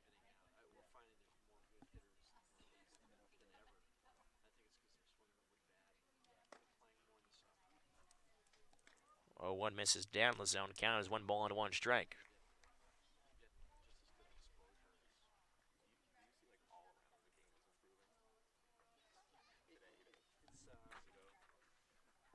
Again, runners on first and second here for the Firebirds in the top of the 9th. They lead 4-0 over the Harbor Hawks. Murray dancing off a second as Zamora chases a fastball up in the zone. Count is down 1 ball and 2 strikes. Zamora with 2 home runs in this Cape League season.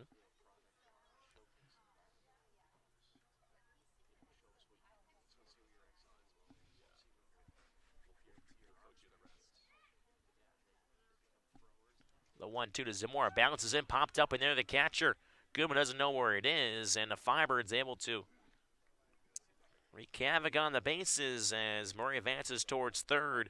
Johnson over towards second base. And now the Firebirds have 2 men in scoring position with just 1 out here at the top of the 9th. Count is 2 balls and 2 strikes on Zamora. Ash takes a deep breath as Zamora steps out for a second.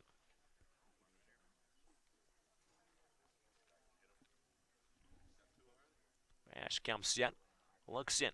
The 2-2. Pitch misses low and outside. Count runs full now on Zamora. Okay, Kokoska started the start of the inning with a strikeout. Murray with a single in the 9th with 1 down. And now Johnson working a walk, and both of them advancing another 90 feet. So runners on second and third, but just 1 down. That's how we got here. That one spikes to the dirt for ball 4. Zamora works a walk.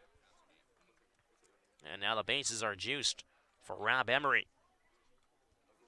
So 2 walks in this inning and a hit. That has been the damage so far. No runs as Ron Polk will make his way out to talk to Ash. A long time head coach in the SEC. Thomas, a couple things to note. Obviously a huge spot right here for Rob Emery to really break this game open, put it out of reach here in the 9th. And then also mentioned Ron Polk. Hyannis guys were here about an hour and a half before batting practice would have started, not taking batting practice today, not taking infield, outfield, just taking in everything they could from Ron Polk. They were doing bunt defense was the theme of the lesson today here at McKeon Park. They just sat, took everything in, didn't ask any questions, and just observed every single word he had to say. He is a legend in the collegiate ranks of coaching. Now spends his summers on the Cape. Not too shabby if you're a retired life can be baseball worse, man. coach. I mean, a lot of guys don't mind being assistant up here. Learn a lot more about the game, see some of the best players, and gonna work hard and spend a summer on the Cape. You know who's got it pretty good? Mike Roberts that get to it. Former head coach at North Carolina, now gets to be his own head coach still here. First pitch to Emery is cut on and miss, and whatever Polk said to Ash, it might have gotten through to him through a good fastball there. Again, bases loaded, one out here at the top of the ninth. Again, Firebirds are lead 4-0. Look to add a couple more here. Goes right back to it. Inside corner for a strike, 2-0-2 on the first baseman from San Francisco. Emery, nice game so far. 1 for 3 with a walk. He's got 2 runs scored.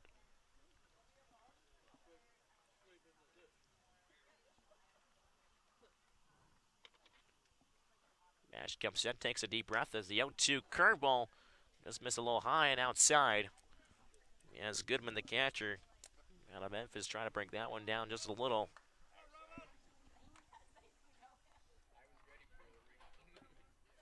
One and two the count still. 14 strikes, 13 balls for Ash. Not where you want to be, around the 50-50 mark. Misses with that curveball once more, 2-2.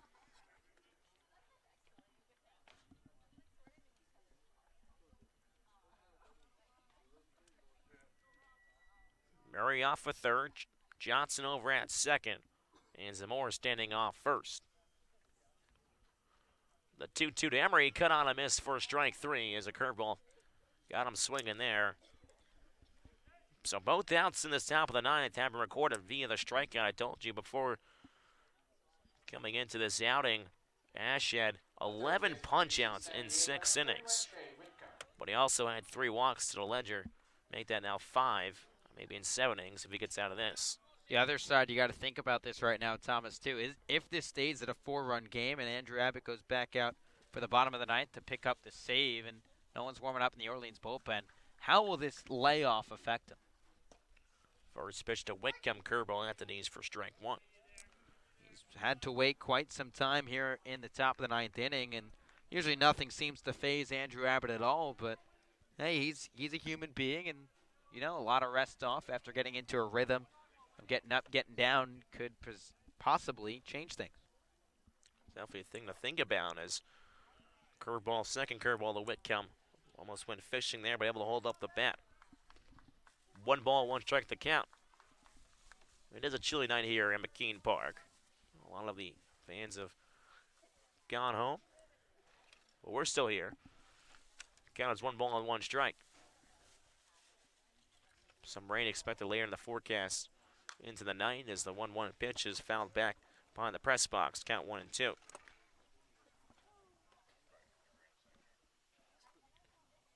Firebirds return home tomorrow to take on the Whitey Red Sox at Eldridge Park. Only 2 home games so far this year for the Firebirds. But first, they got to finish business here in Hyannis. The 1-2 pitch is cut on a miss for a strike through. Whitcomb goes down on strikes, and well, Ash strikes out the side, but a little bit of events in between after the single by Murray and a pair of walks, but nothing comes to show. No runs on 1 hit, no errors, and 3 left on a base for the Firebirds. We're to the bottom 9th inning. It's the last chance for Hyannis. They trail 4-0. Listen to Firebirds Baseball on the Birds Broadcast Network.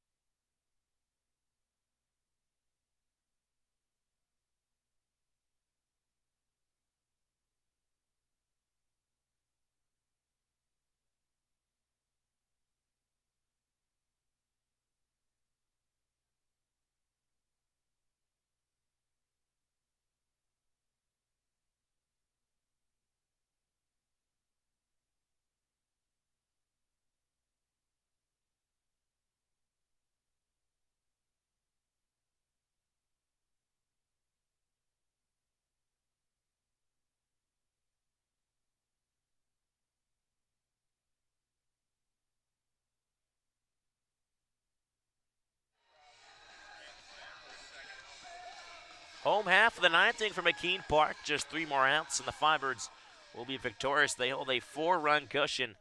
New pitcher on the mound is Jeff Pramel. So Andrew Abbott's evening is done. A spectacular line from the southpaw from Virginia. 3 innings, 1 hit, no runs, no earned, no walks, and 4 punch-outs. He gives way now to the right-hander out of Southern New Hampshire and Jeff Pramel. So Trevor Hopper, Hunter Goodman, and Brooks Carlson. The 3 due up for the Harbor Hawks. Hopper from the left side of left fielder. They face the right-hander Pramel. First pitch from Pramel, fastball that comes inside. Backing off the plate is Hopper. A couple defensive changes. Trevor Johnson in left now, and Zach Daniels over in right field to replace Kokoska.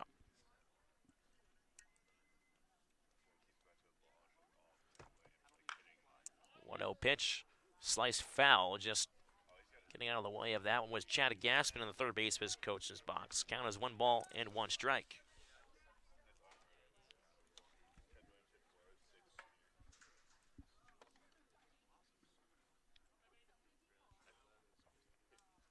Bramwell comes set, kicks and fires. The 1-1 pitch is lined right back up the center field for a base as it trickles to the feet of Jordan Lala.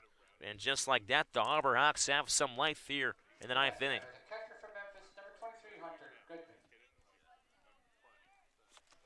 So now it's Hunter Goodman, the catcher, out of Memphis.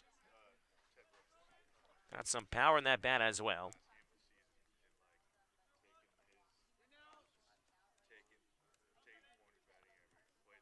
Goodman hit 13 long balls for the Tigers this year. First pitch he sees. Swinging a high pop fly, but out of play behind the bleachers on the first base side. Goodman already has 2 home runs in this short Cape League season so far.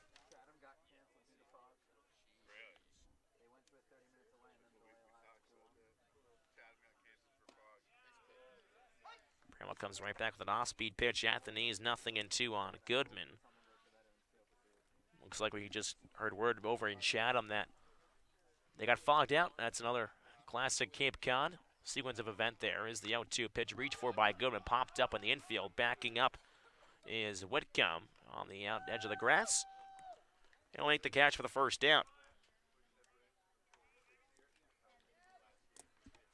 The first baseman from Sanford, number 14, Brooks Carlson. So Brooks Carlson now with 1 down here in the bottom of the 9th. Firebirds 4, Harbor Hawks nothing. Carlson so far reached on air, singled and struck out. A little bit of everything for Carlson. First pitch he sees, he goes swinging at, cut on a miss for strike 1. Carlson out of Sanford in the SoCon Conference, the Southern Conference.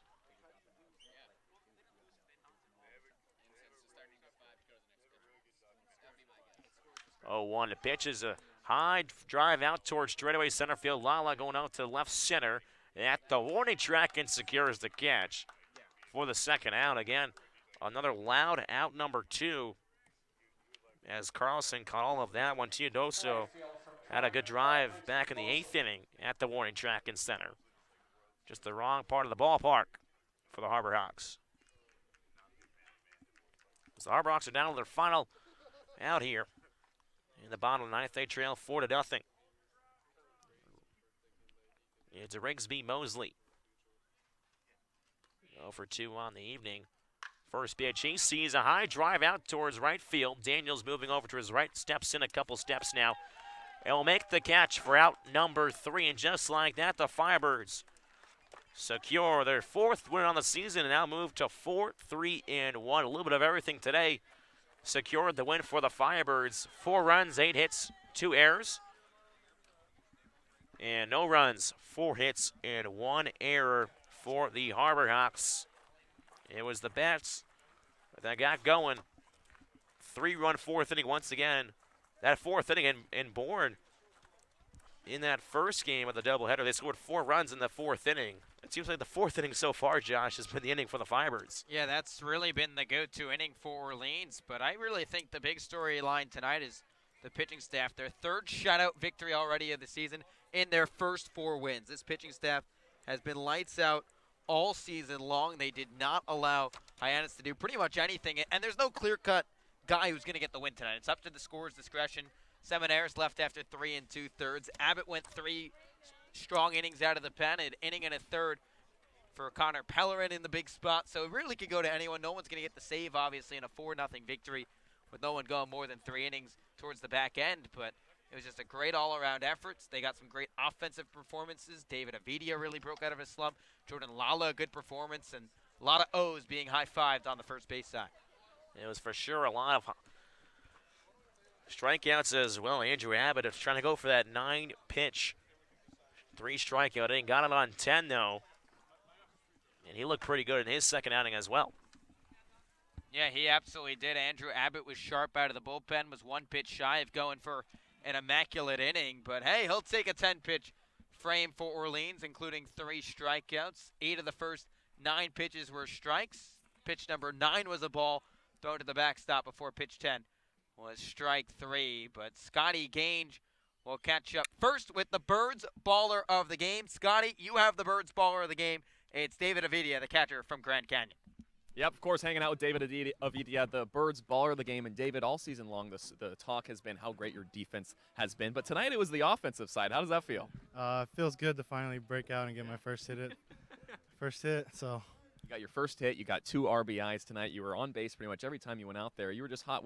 Was it something that clicked, or was it just a great night to be a baseball player? Well, I've been working in the cage, getting some extra swings in, and finally paid off today. So it feels good to seeing the ball better. Feels good to finally go out and get a hit. It was fun to see. It was fun to watch you. But let's go back to defense, because that's really the story of you. 4 pitchers tonight and a shutout game. It seems like every time you're out there, the pitchers are just a little more confident and a little more just easy. Is that something that you do, or do you think that's just them?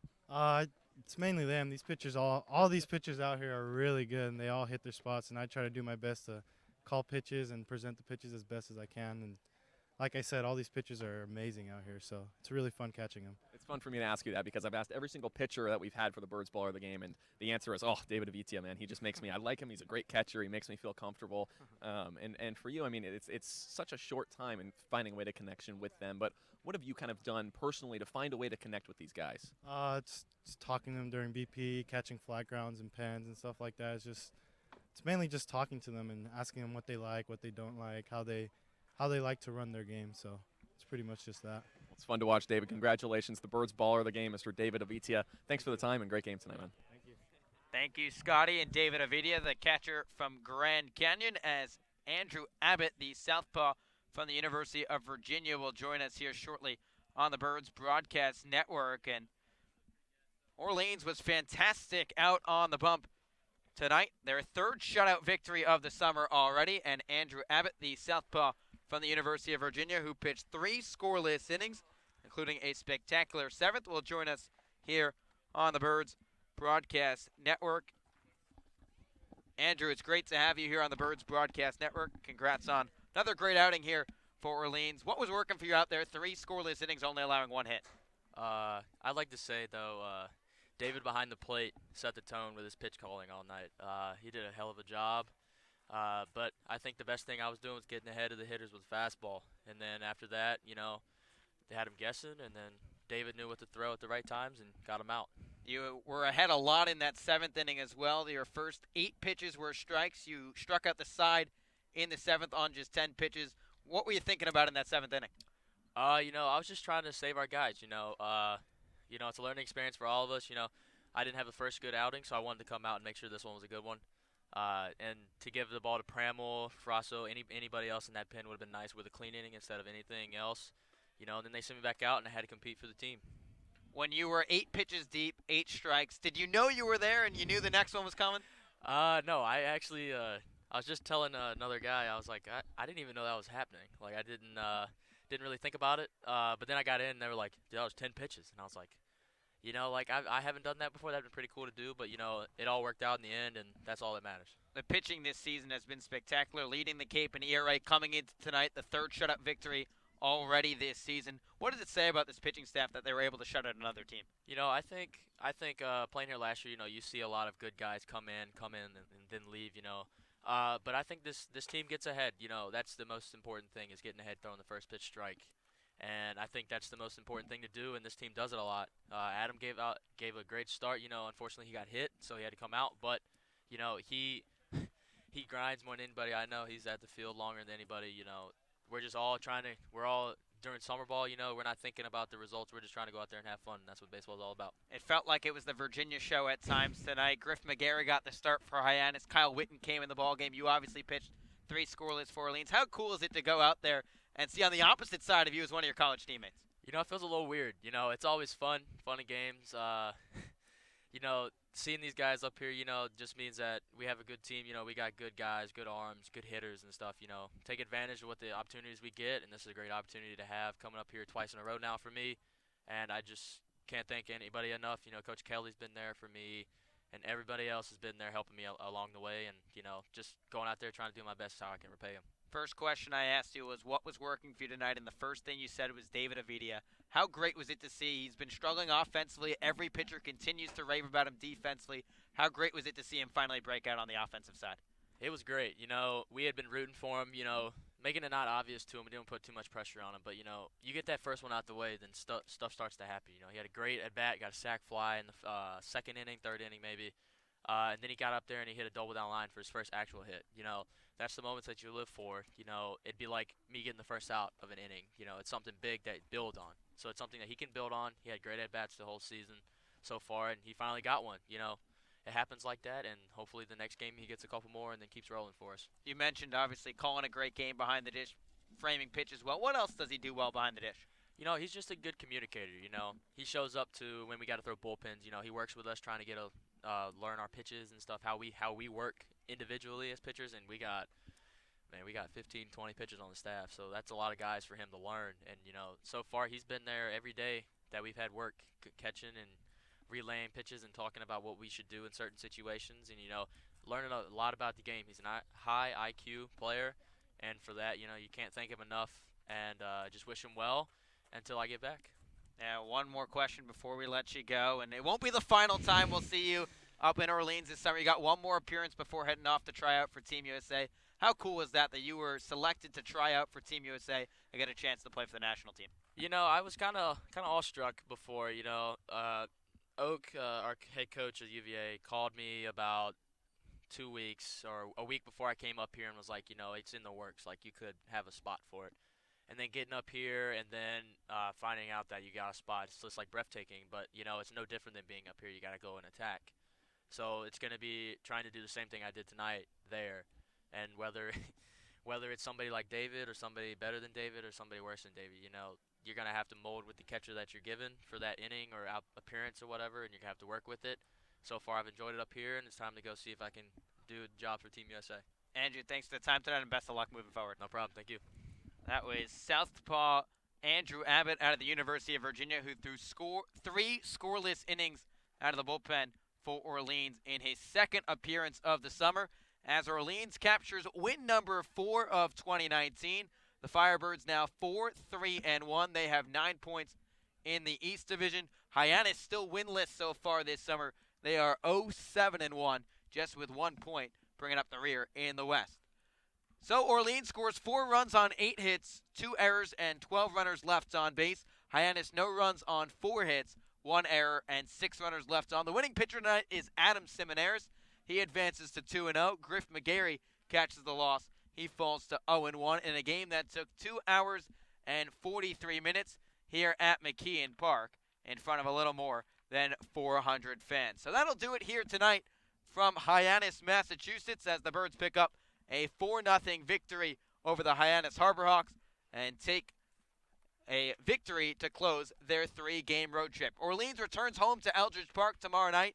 They'll host the Yarmouth Dennis Red Sox. First pitch is set for 7 p.m. in what is 4 of the next 5 to be home for the Orleans Firebirds. So for our sideline reporter, Scotty Gage, our producer, Bryce Johnson, my broadcast partner, Thomas Zinzarella, I'm Josh White, saying so long and good night. For the final time from McKeon Park, Orleans 4, Hyannis nothing. This has been Firebirds Baseball on the Birds